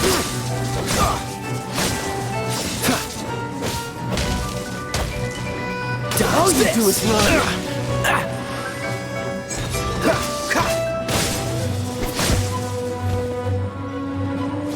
Cool it. This.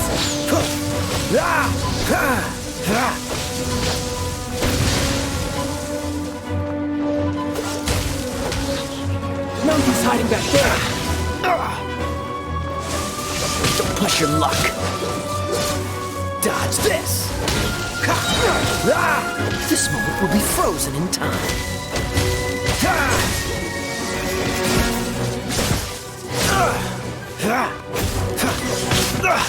You're getting on my nerves. Freeze! I'll crush you! Out the frying pan, into the fire! You're toast! Eat this!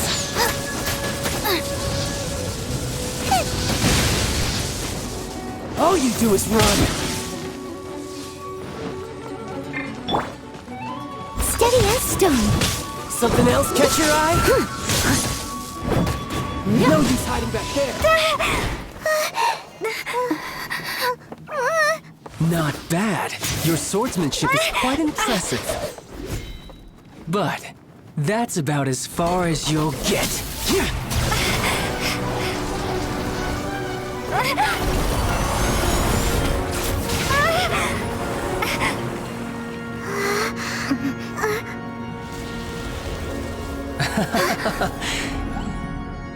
Didn't think you had that card hidden up your sleeve.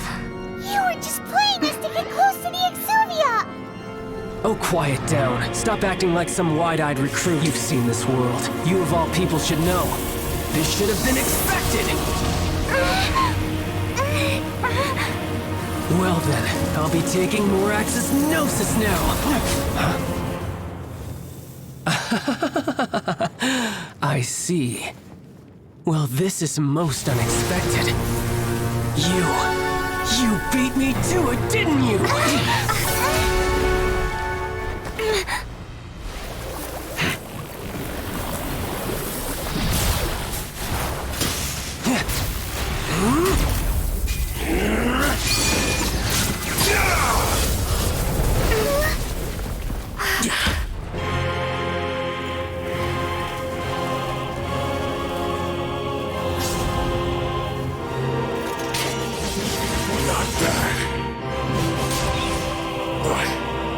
This is going to cost you!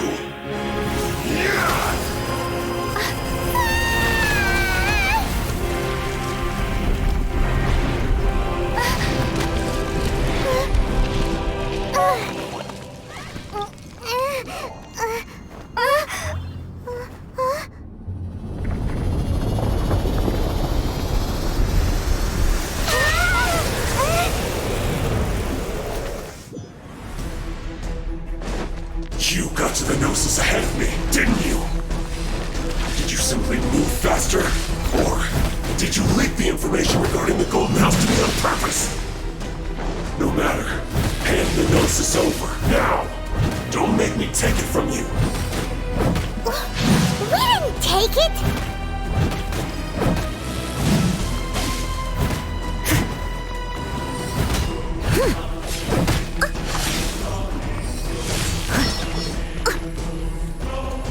I must leave no stone unturned.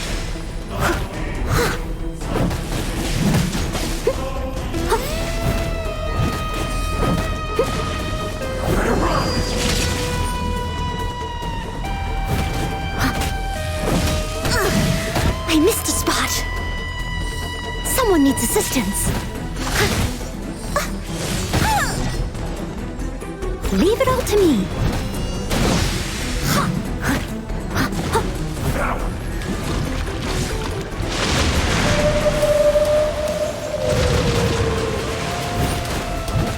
Die here. Windblade! Prepare to be blown away!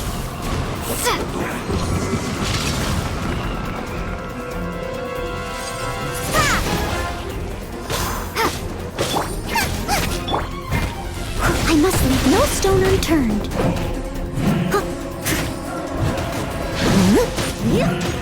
Someone needs assistance.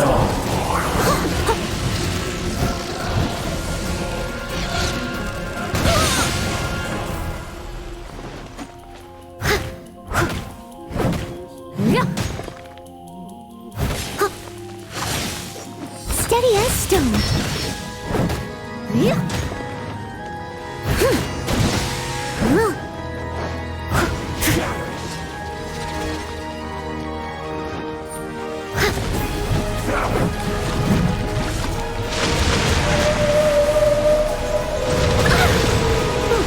I'll catch up.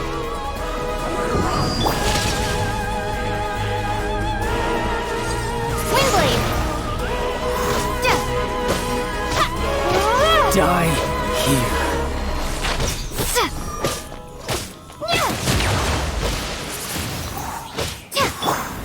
Nice and spicy. That really hurt.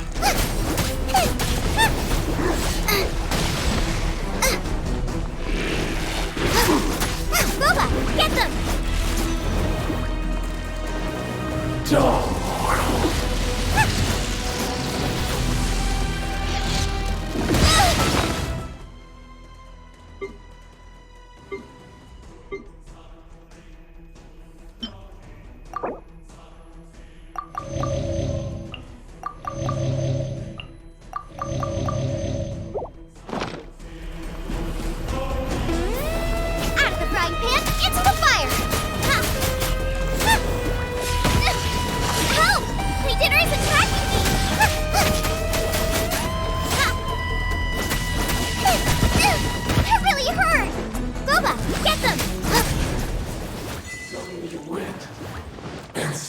lose.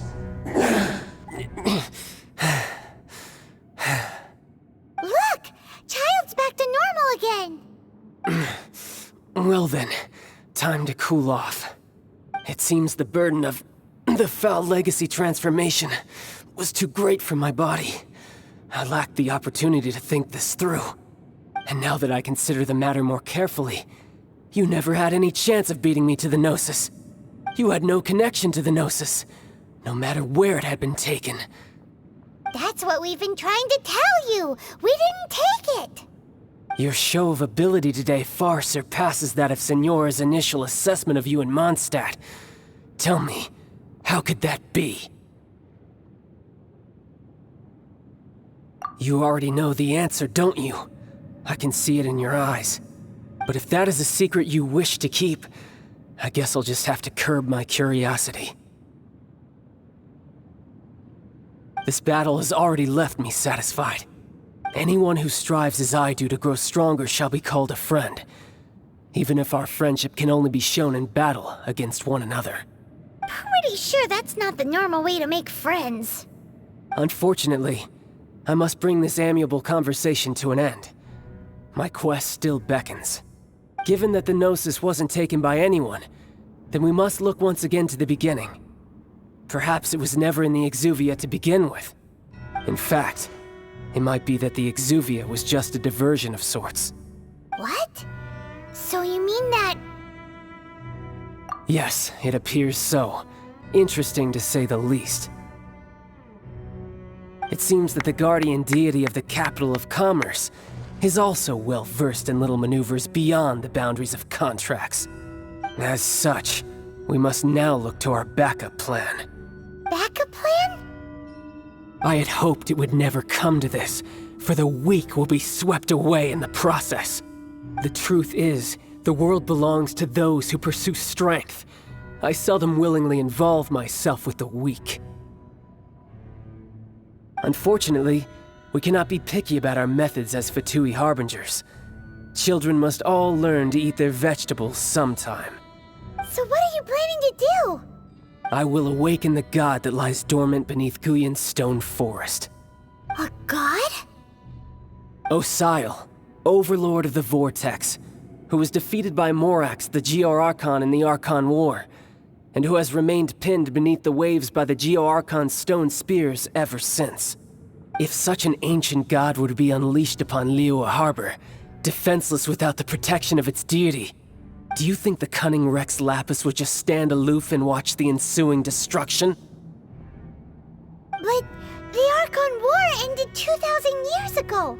How can an ancient god appear in a world now overseen by the Seven? Simple. I've already prepared the means to awaken it. Hey, those are sigils of permission! Oh, Paimon remembers now.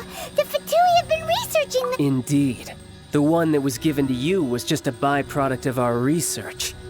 With the power of so many sigils of permission concentrated in one place, along with that which was bestowed upon me as a harbinger by our Tsaritsa, breaking the subduing might of the Geo-Archon spears for a time should be no obstacle. Using the powers of ancient gods in such a situation fails to interest me, and is largely against my principles. But knowing that such an action will not only force the Geo-Archon to show its hand, but you as well, that makes matters a little more intriguing.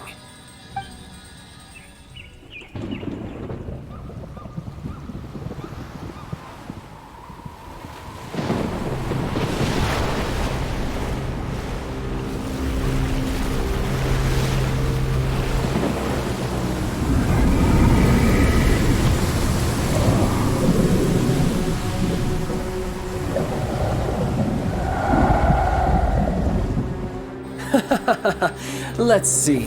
Will the nation that has lost its deity be swallowed up by an ancient malice once more? If you wish to drown together with the people of Liyue, you're free to stay and enjoy the show. Huh? He's already gone! That guy is fast! What's going on?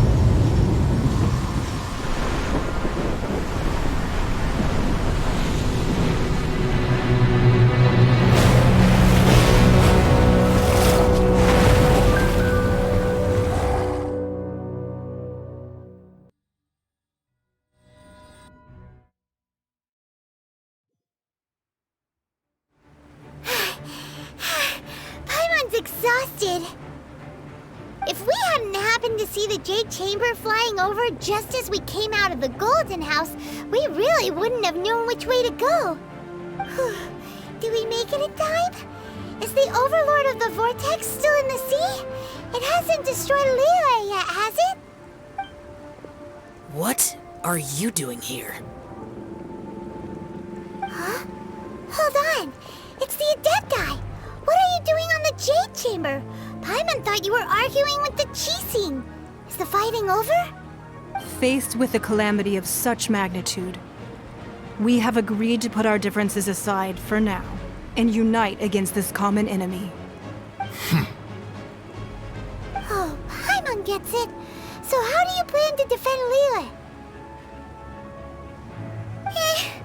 Just seeing this Overlord of the Vortex guy puts a pit in Paimon's tummy, even from all the way out here. It's not just you. We've got new Millelith recruits who can't even stand at attention without shaking. The force of an ancient god's presence seems to be too much for ordinary people to handle. Which is why we must stop that monster before it gets any closer to Liyue Harbor. So the Archon War was fought 2,000 years ago against enemies like that thing? Now that's scary. So will the power of the Qixing, Millelith, and Adepti gathered here be enough to stop that god? We've already discussed this together, and our conclusion is not necessarily. What? Wait, all of you were supposed to be the guardians of Liyue. Can't you think of something? One certainly could. Huh? The Qixing did once research the matter of the Guizhong Ballista when it piqued their fancy. And as fate would have it, one who did craft the Guizhong Ballista with one's own hands is here. For what could you mortals ever learn of Adepti mechanisms? Yet, it would take one, but a little tinkering to turn this ballista into an engine of war beyond your wildest thoughts. I suppose this is one blessing from the Adepti that we should be thankful for. So be it. We shall use the upgraded Guizhong Ballista to fight off that god. All the Adepti here can lend their strength to man it. We haven't a moment to spare. Our battle begins now. Yep.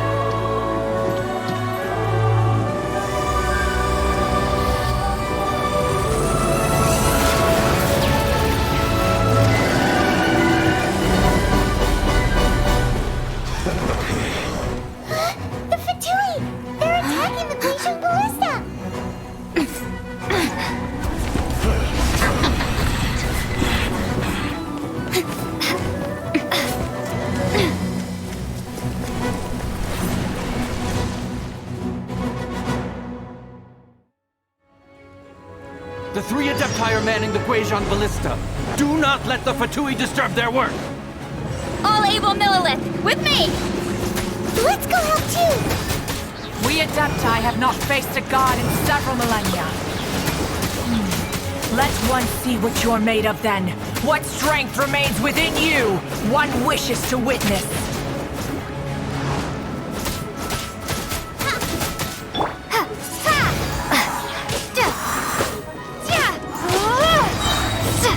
Windblade! I miscalculated.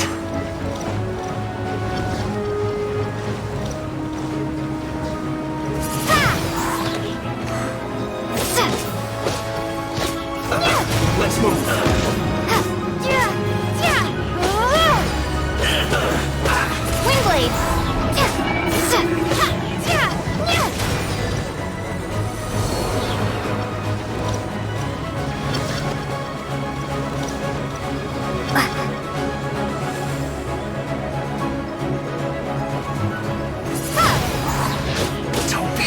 joy. We've only just begun. This.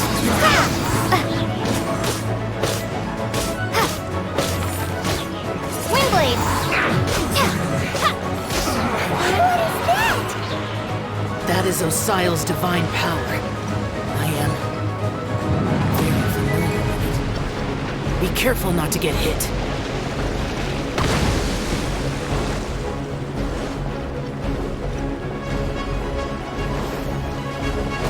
The Fatui! Their attacks are unrelenting! How daring. Snezhnai's diplomats will answer for this afterward. Every last one. Into it! The fire! Hey, Time to fulfill my duty! It isn't time for a break yet! the ancient god's attacking again! There are so many between two! We can't look! Were you about to say we can't hold them, children? Huh? Don't lose heart. Here, take this. This is depthal energy! That light from your body! It's like the time in Julian Karst! Wow! It's Madame Ping's shockwave! This granny's really strong!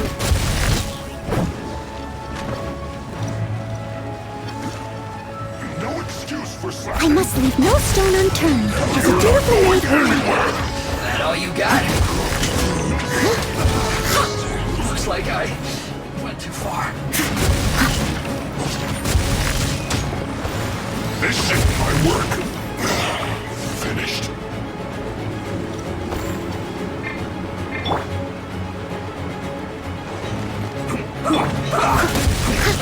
With the blood of the Chilean, I guard you against evil! Cast your fear of injury by the wayside, and fight with all your might! I too did this during the Archon War! So this is what Ganyu's like in a fight! My name means swiftness. Take my power and run as I do. We're going too fast!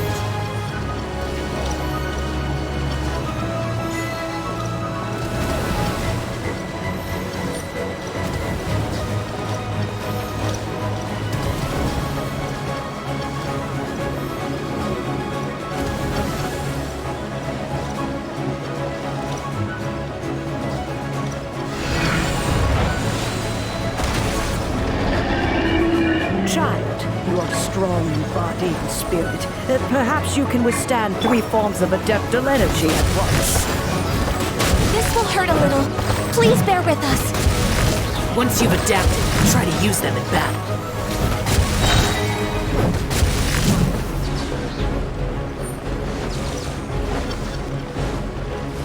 Time to clean up!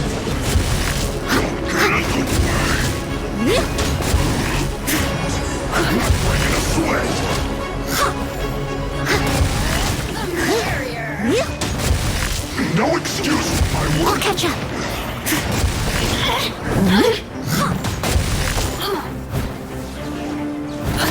Citizens, shine. Let's move. Let me amuse myself. Exercise caution! I fear that the god's power has reached its peak! In other words, if we hold here, there's nothing worse to come, right?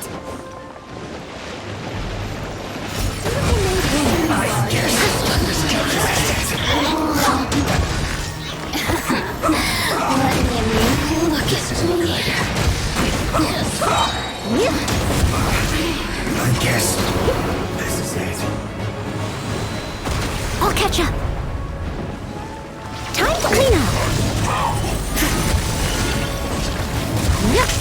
Not breaking a sweat.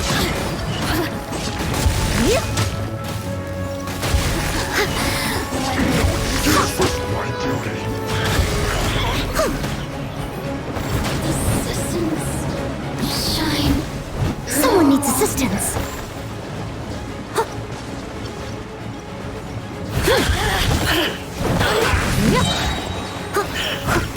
Look at me.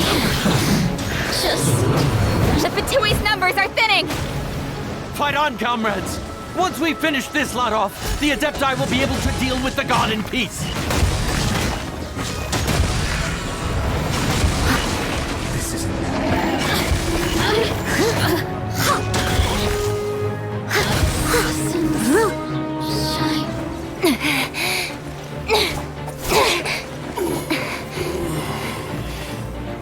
The interlopers are no more. Now we may commit ourselves fully.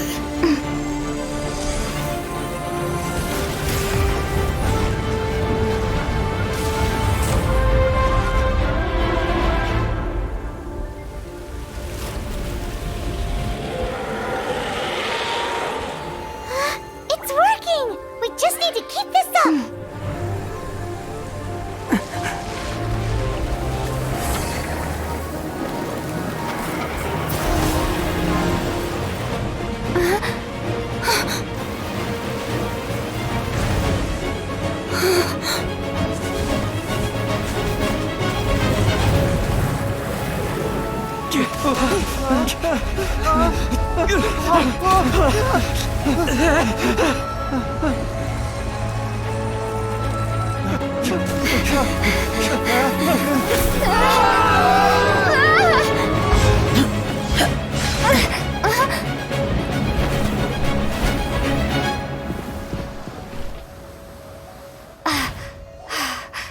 Be careful now. The Guizhong Ballista is destroyed. Without its covering fire, retaliation shall be difficult. But the Jade Chamber is our last line of defense. We can't give another inch, no matter what. I have another idea. What do you mean, Lady Ningguang? I'll sacrifice the Jade Chamber. What is the meaning of this? I understand. Traveler, lend me a hand. Farewell, old friend. Goodbye for now. Let us meet again in the future.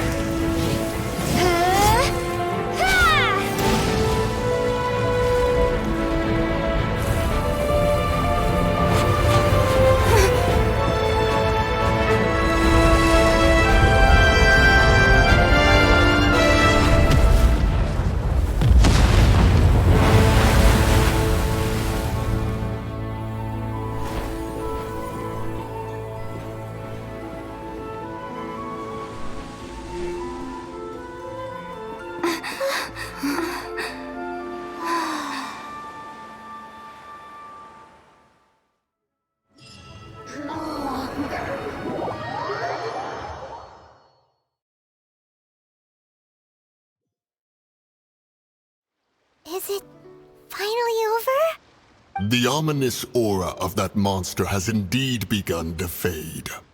The effects of the Sigil of Permission last but a short time. It will be some time before the Overlord of the Vortex can make any waves again. We are indebted to you for your assistance. If the Adepti hadn't happened to be here, the future of Liyue Harbor would surely have been in great jeopardy. Save your flattery. We didn't just happen to be here. Surely you won't pretend to have forgotten the reason for which we came. Come now. There's no need for such harsh words, Cloud Retainer. I've heard that when Ningguang began learning to do business, she had already started setting aside part of her then limited income in preparation for building the Jade Chamber. At first, it was only the size of a small room, but with continued expansion, it has become the palace that lies before you now. It is a testament to Ningguang's entire life, both as a businesswoman and as the backbone of the Liyue Qixing. Seeing the Jade Chamber destroyed in the defense of Liyue means much to her. To me, such cooperation and sacrifice deserves at least some recognition, don't you agree? Well, I was really hoping you would say that such sacrifice could at least be used as some leverage in our negotiations. Thank you all for hearing me out. We know very well why the Adepti came here today. But please forgive us. We cannot yield to your wishes. Oh? 3,700 years. According to our records, the Adepti signed a contract with Rex Lapis to protect Liyue 3,700 years ago. Even to this very day, Liyue and its lands have stood the test of time, immovable as stone, just as it was thousands of years before. This is truly no small feat. But that does not mean that the Liyue of today is the same city as it was all those years ago. Do not merely cast your protective gaze upon the land. Instead, focus your sights on our city and each of the citizens that dwell within it. Are you questioning our means of protecting Liyue? I mean no offense. I simply hope that our Adepti forebears would see Liyue in a new light. Forebearers, you say? One doubts you would be fit to be part of such a lineage. This morning, Rex Lapis appeared to me in a dream. What? In the dream, I yearned to tell him that we Qixing, though mortal, are equally bound to the contract. Each passing generation of the Qixing leaves many things of value to be inherited by the next generation. I also thought to tell him how the past generations of Qixing had strove under his rule to survive in our mortal world, establishing a network of contracts which has since come to be known as trade. But I dared not speak. I could only gaze at him in silence until the moment I awoke. Oh, Ningguang.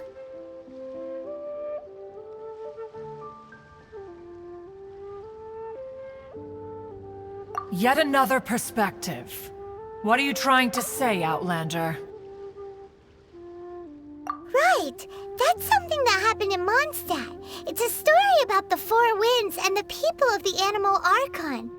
The Animal Archon sought to quell the strife between the two sides, because he believed that such conflict would only scar the hearts of both, and that nothing good... Each of the 7 nations has its own scars from the past.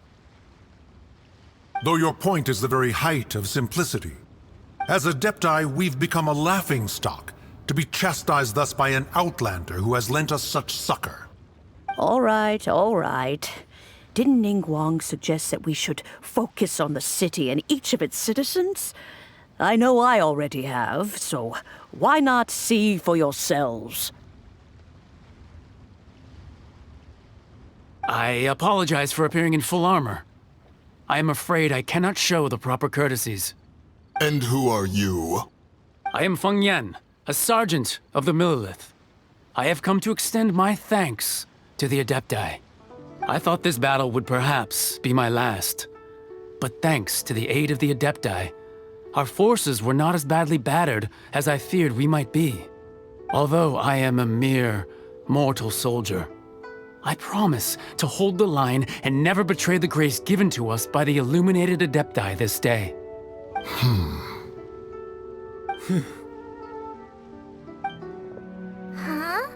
Why does everyone look so down?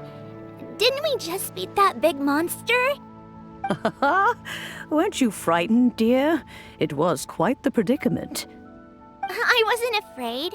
All the strong Millelith guards were there, and those powerful heroes with their visions were there. Everyone was there. When danger is near, everyone always protects me. And the rest of the time, they make fun toys and tasty snacks and loads of things that make the harbor so pretty. Thanks for protecting Liyue Harbor. Please come visit us for the next lantern rite. Unfortunately, we wouldn't be able to participate. Huh? Because we are Adepti. Oh, okay. It must be hard being an Adeptus. Aww. You see, this is what Liyue is like today. The country of contracts is grateful to the Adepti for their protection. But it is no longer necessary for the city to rely on the Adepti's power to solve every little niggling matter.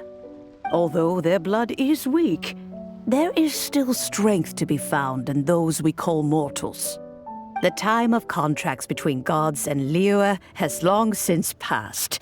Now is the time of contracts between Liyue and its people. Seeing the port around us now, it is hard not to feel a bit out of place. Wouldn't you say so, Cloud Retainer? Your line of inquiry is askew. One did not spearhead this expedition to Liyue Harbor. Seems like the Adepti have had a change of heart.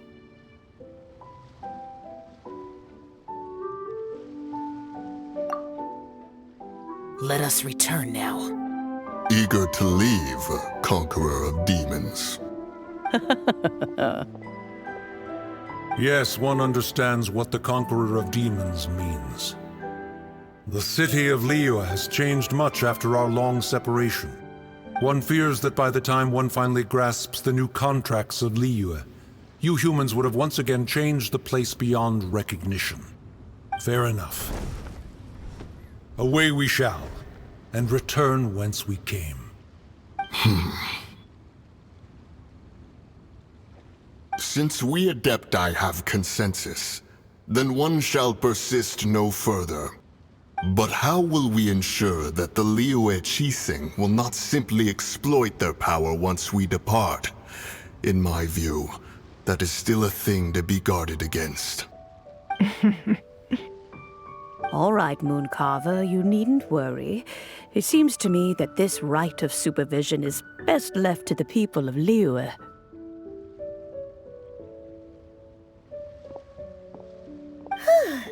Looks like the conflict between humans and Adepti was avoided. All's well that ends well, huh? Oh, right! It's nice that we've got peace and all, but we're forgetting one thing. Child wanted to unleash the god so he could lure Rex Lapis out. But we were able to handle the Overlord of the Vortex on our own, so Rex Lapis never showed up. Oh, and speaking of that, don't we still need to get to the bottom of that Archon's death, too?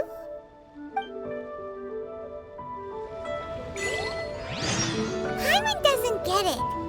But isn't the strongest lead we have the Adepti-less rite of parting that we're organizing? No idea where Zhongli's gone. Let's ask for him at Wangshen Funeral Parlor.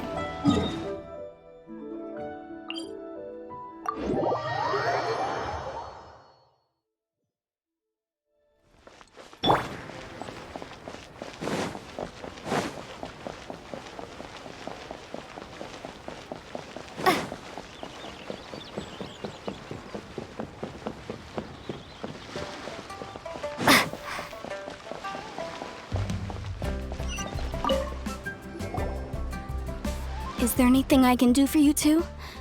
I'm afraid that Wangsheng Funeral Parlor isn't in the best state to receive guests. We've come to see Zhongli. Could you please tell him we're here? Unfortunately, Zhongli isn't here at the moment. It seems he went to Northland Bank. Doesn't the Northland Bank belong to the Fatui? Last time we saw Zhongli was before we went to the Golden House. Do you think he doesn't know about the attack on Liyue? Visiting the Fatui at a time like this could only mean more trouble. We had better go and make sure that everything is okay.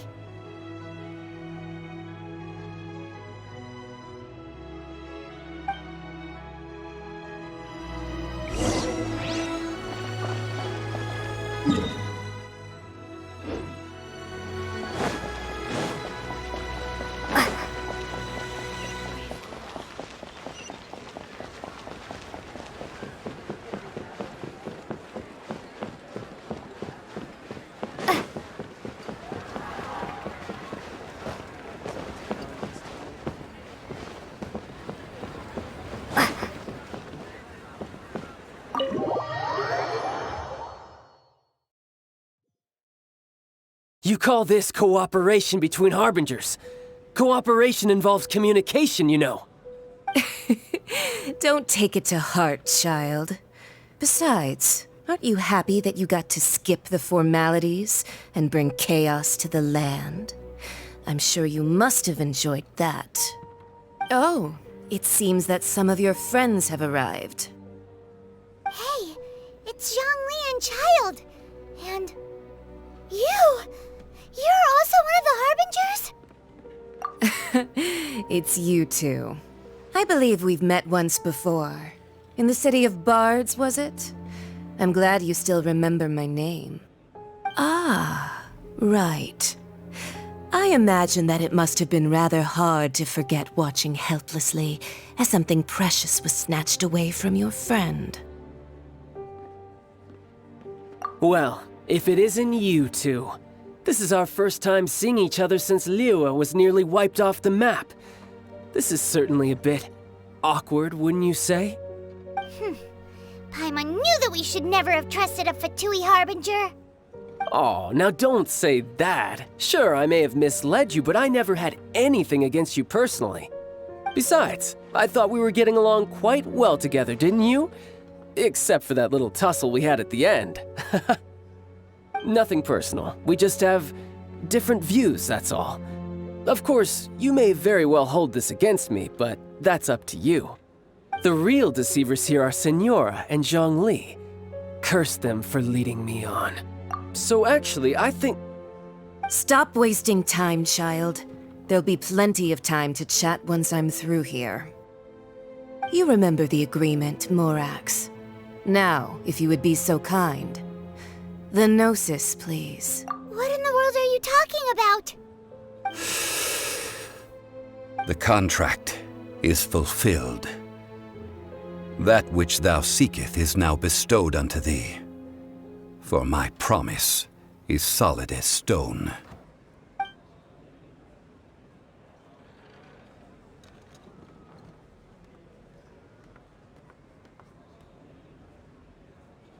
How sanctimonious. What? So you're the Lord of Geo?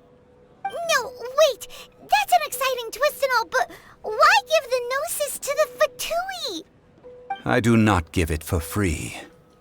I give it as agreed upon in the contract, for it is a matter solely between the Tsaritsa and I. Yeah, you don't think you went a little bit too far with that whole fake death thing? Everyone was preparing the ceremony for you, and splat! This big dragon falls out of the sky, and all of Liyue goes into an uproar. Talk about a disaster. Gathering all the forces that had been bubbling behind the scenes, and then stirring them together in a pot that was bound to boil over. That's what he wanted to see, am I right? Wait, what? Perhaps it's best that I explain. As you know, I've dwelt upon this world for more than 6,000 years. It is now 3,700 years ago that I founded Liyue together with the Adepti. Even boulders that can withstand whirlpools will erode with the passing of time. I kept convincing myself that cracks had not begun to form, and that the end of my time had not yet come. Until one drizzly day, as I was strolling along the harbor, I heard a merchant tell one of his workers, "You finished your duties. Go ahead and call it a day." I stood motionless among the crowds, asking myself, have I already finished my duties? Oh, Zhongli. But as I began to consider relinquishing my divine role, I soon discovered that many reasons still remained to not hastily depart. Was Liyue, the city I had dwelt in for so long, already prepared to enter its next age? I decided that a test was needed in order to reveal the answer.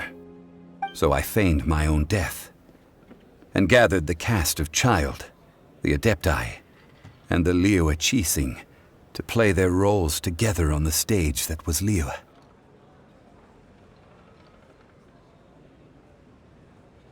That's right, which is why I continued to safeguard the Gnosis until now. So you mean that if the chaos ever reached the point of no return, you would simply appear and use your divine powers to bring Liyue back under control? Of course, and it would have been all too easy for him too. Just as a child quickly matures after losing their parents, so has Liu matured when faced with the death of its deity. In the end, the resolution to all that has transpired was even more satisfactory than I could have hoped for. Take the Adepti, for instance. Owing to their years of seclusion, they were the least informed. Yet when faced with a crisis, they commendably showed the greatest amount of restraint possible. Not only did they manage to cooperate with the Qixing, but in the end, they even made efforts to understand the hearts of the people. Credit is also due to Signora, the emissary dispatched by the Cryo Archon to fulfill our contract.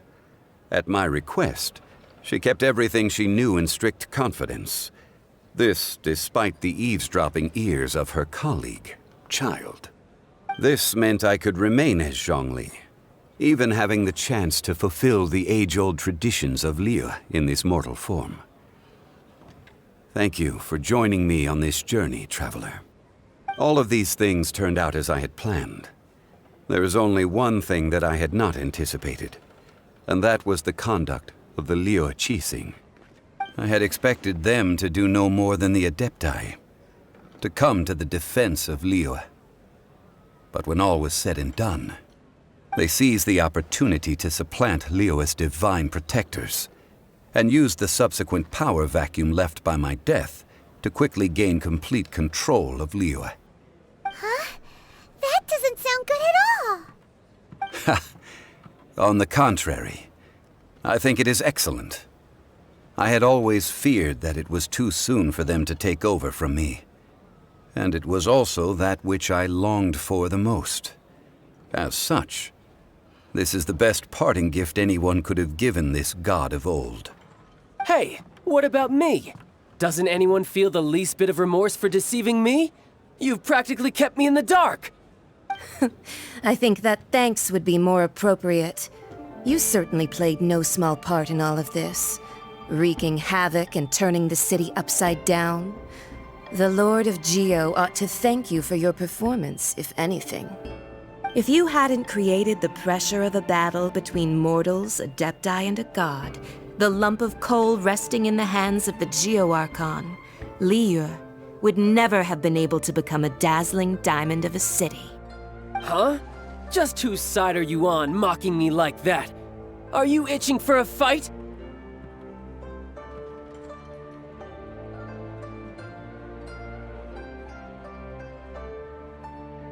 Hey, haven't you learned the Liu saying, don't always call it as you see it? Well then, with the Gnosis in my possession, I have no use for such idle chatter. We should return to Zapolyarny Palace and seek an audience with Her Majesty, the Tsaritsa. Come, child. Fine. I'll meet you there later. I'm not sharing a boat with the likes of you. Do as you wish.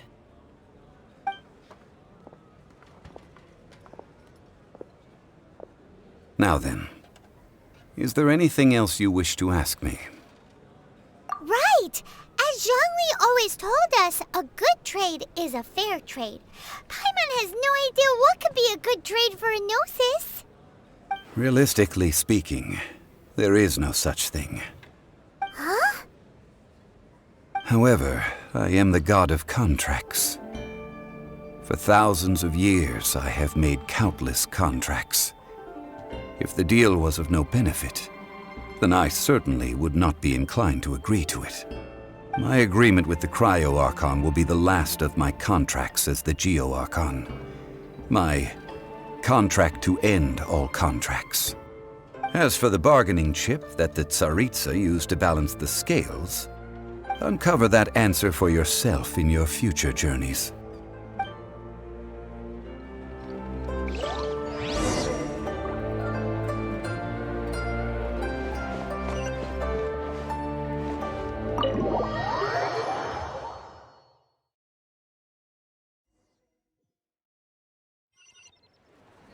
Today's the day of the rite of parting. Although the star of the show is fake, we've spent so much time trying to organize it, it would be a real shame not to go there now.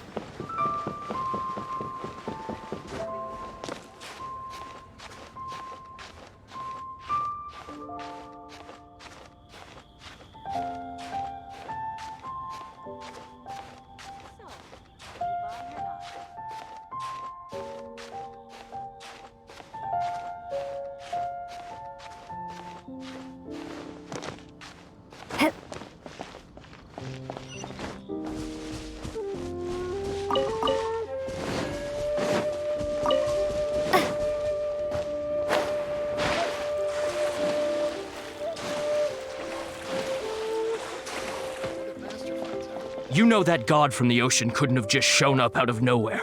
I mean, it's been 2,000 years since Rex Lapis subdued it. Yes, and to think that this happened right on the heels of the incident with Rex Lapis, too. Say, do you think the person who assassinated our lord and released that evil god might have been one and the same? Now that you mention it, that's very possible. Yes, it's very possible indeed.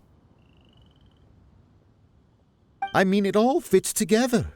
That person must have colluded with the evil god to harm Rex Lapis. Oh, that wicked, black-hearted scoundrel. Still, what sort of supernatural prowess must this person possess to be able to do such things? I have never heard of such a person in all my years. Ah, forget it. Guessing's no use to us. Look, the Millilith over there looks like he's about to make an announcement. Let's hear what the Ministry of Civil Affairs has to say first.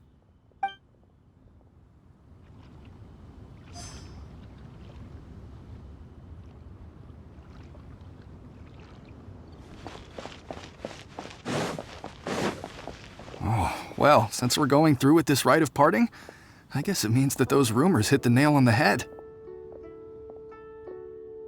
So Rex Lapis is really... But they didn't catch the culprit, did they? Oh, come on. Do you think that the assassin could have been a normal person? You know what I think. I don't think any of the gossip on the streets you hear from those shady types is worth anything. There's only one real possibility in my mind. I've heard that the assassin was that Fatui fellow. Youngish, pretty high in rank. I think they called him Child.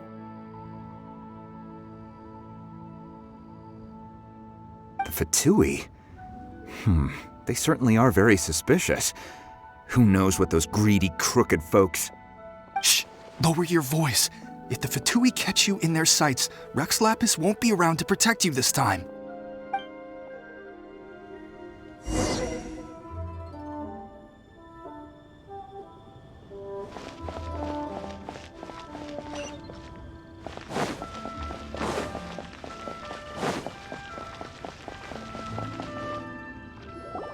Hear ye all!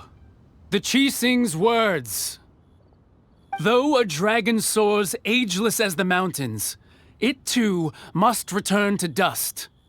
This is common knowledge. Gods and Adepti live glorious lives, but both light and shadow have their season. So too must they face divinely appointed trials. Rumors and hearsay abound on the streets that Rex Lapis was murdered. Now, let the truth be revealed. Having been thwarted in his trial, Rex Lapis's soul has recouped the celestial heights. He beseeches the people of Liyue to grieve not and to let not their hearts be saddened. Nor are they to believe street-born rumors or indulge in baseless speculation.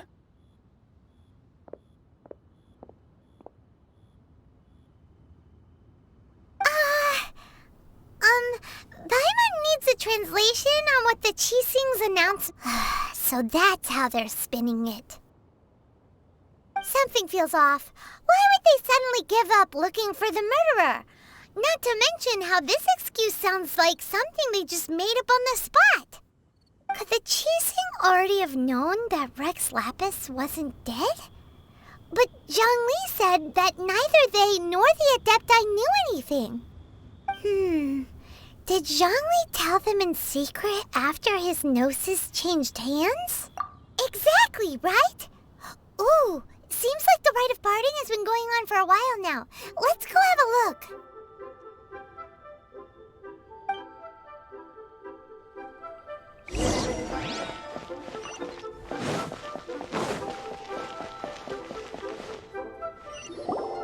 Look, it's Ningguang and Keqing.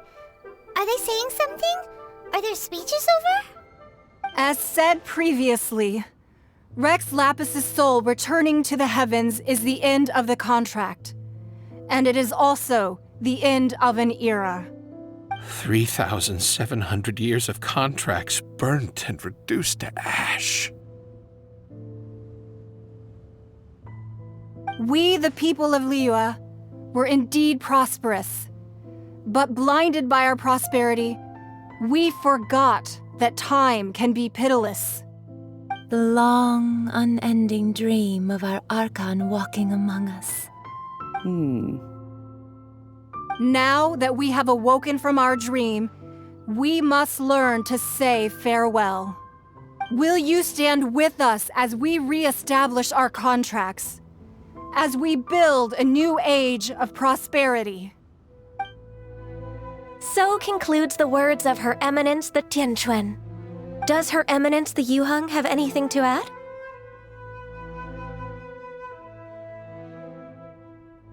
Huh? Is she looking this way? Traveler.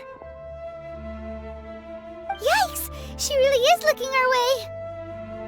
Is that the traveler who they say defeated the ancient god? So young. The Liyue Qixing always repay their debts. And as you have heard, our eyes see far and our reach is long. Name your price. You deserve that much. Whoa!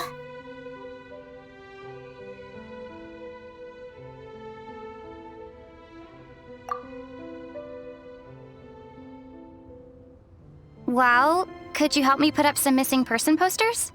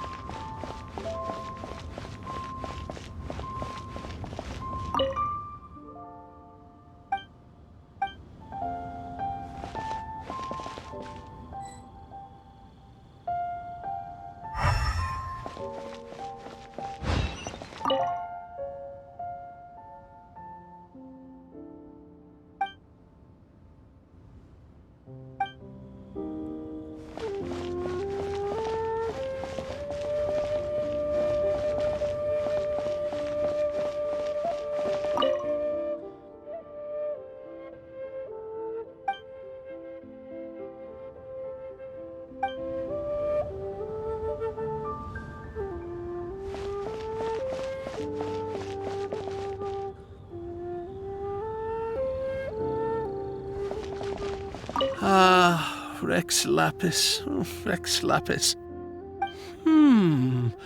Now that I think about it, if everyone's of the same mind as me, perhaps mementos for Rex Lapis might be the best short-term business opportunity.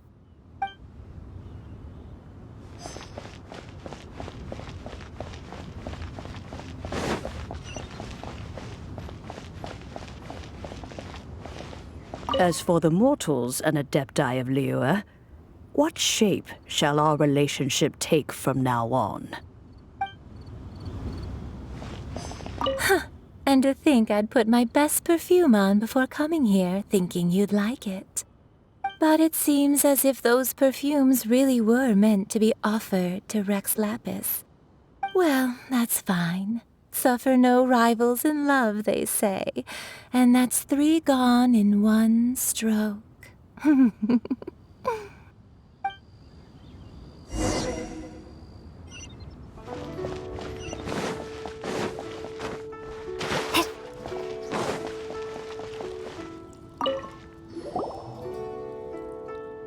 Hey, Zhongli! Look at this. Everyone in Liyue is caught up in their emotions, thinking that they'll never see Rex Lapis again. And here you are looking all relaxed. Why would I not feel more at ease after laying down the burden I have borne for 3,700 years? Right. If the two of you can spare the time, I should treat you to a meal at the Xinyue kiosk. Ha! That sounds like big talk, Zhongli. Paimon might have believed you if you were treating us to some third-round knockout, but you'd have to pay out your nose just to stand inside Xinyue kiosk. Are you sure you can afford it? You're right. I do like the Mora. But why would Morax lack Mora? As the Rex Lapis Morax, I can easily create Mora. But since I have chosen to walk this earth as the mortal Zhongli, I should abide by the same rules that mortals do. When I was journeying with you, though I still had the Gnosis in hand, I knew that I must soon retire from my role as an Archon, so I had to rehearse a little for my new life. Oh, no wonder! Paimon gets it now. You didn't look at the price tags when we were spending because you've never had to. But since you weren't used to not being able to just make more Mora as and when you wanted to, you had to try becoming a parasite to society who lives off of other people's credit. Well, we were only spending Fatui money. You don't have to say it like that. In the City of Commerce, we do not merely exchange money or goods. We also exchange knowledge, memories, and foresight, as well as positions, roles, and lives. The Archon Morax could never experience life as the true mortal Zhongli could, no matter how many times he descended to be with his people. I must thank you for that. I will treasure the memories that I made as Zhongli, traveling the streets of Liyue with you. That is true. But there is no journey that does not end. No meetings without partings. Paimon thinks that we should make a move and continue our search for the Seven. I fear that continuing your journey may be difficult. The nation that neighbors Liyue by sea, Inazuma, is presently closed. Yes, the nation has been closed by order of its deity, the Electro-Archon Ball. And just as the people of Liyue preferred to call me Rex Lapis, she too goes by another name among locals in Inazuma. Paimon thinks we've heard that one before. Raiden? That is the case. And since Raiden is also the Shogun of Inazuma, people call her the Raiden Shogun. That said, though people at the wharf were saying that the situation in Inazuma is very tense, Paimon doesn't remember that always being the case. It wasn't that bad last year. Zhongli, since you're Rex Lapis, shouldn't you know something about what's happening there? Just how did Inazuma become a closed nation? It's because of visions. Visions? When faced with circumstances beyond their control, humans often bemoan their lack of power. But if a person shows true strength of will at a desperate and fateful moment in their life, the gods will look upon them with favor. This is what visions are. Magical foci bestowed upon those who have been acknowledged by the gods. Uh-huh. That's how people in Teyvat see it. But starting from last year, the Raiden Shogun began promulgating the Vision Hunt Decree. Vision Hunt Decree? Yes. It was an order to seize all visions within Inazuma's borders, and to inlay them upon the hands of the statue of the omnipresent god. They want to seize visions. But why? Aren't visions blessings from the gods? I should think that in the Raiden Shogun's eyes, it is precisely because they are divine blessings that they should be under the sole dominion of divinity. Whoa, that's harsh. The Animo Archon is the god of freedom, and the Geo Archon is the god of contracts. For her part, the Raiden Shogun is the god of eternity. It seems as though she has finally decided to eliminate any unstable elements that could pose a threat to her eternal realm. The fact that even I, the oldest of the seven, have now passed away, will only strengthen her resolve to pursue eternity. Knowing her, she must have again quoted that adage she is most fond of when proclaiming that decree to her people. 7 ideals for 7 gods, and of these, eternity is nearest unto the heavenly principles. All right then. Was there anything else you wished to know?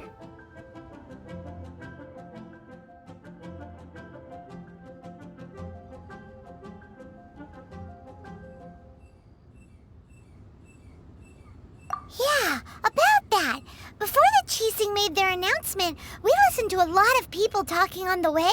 Most of them put the blame for everything on Child. These are indeed false accusations. But it remains undeniably true that Child did send people to the Jade Chamber to prevent the Adepti and the Qixing from defeating the ancient god. I've heard that Ningguang is busy milking that for all it's worth on the foreign relations front at the moment, browbeating the envoys of the Fatui. Ha! Those poor Snezhnayan diplomats. If it were not for Child's exalted position as a harbinger, I'm certain that they would have shifted all the blame to him and called for his dismissal by now. All right then. Was there anything else you wished to know? Ah, that was a good one. Failing a divine trial. How they came up with that excuse, I will never know. That said, the reason why the Qixing were so eager to resolve the incident and stop pursuing the culprit was indeed because they received news in secret that Rex Lapis was not dead. I hinted as much to the Adepti as well. How did I accomplish that, you ask? Have you ever heard of this particularly convenient Adepti art known as gifting dreams and visions? All right then. Was there anything else you wish to know? The time of the Adepti has long passed. If even the Liyue Qixing don't want to face that truth, then what future is there for Liyue? Kuching is absolutely right in saying this. Now, though I did laud Ningguang's desire for power, believing this to be a good thing, and thought as a matter of course that she must have been behind the Qixing's plan to take governing power over Liyue from the hands of the gods and Adepti, could the original person who brought up the idea of seizing power have been... All right then. Was there anything else you wish to know? Well then, I suppose you'll have to find a way to get inside this closed nation. Have patience. I suspect that some serendipity must first come into play.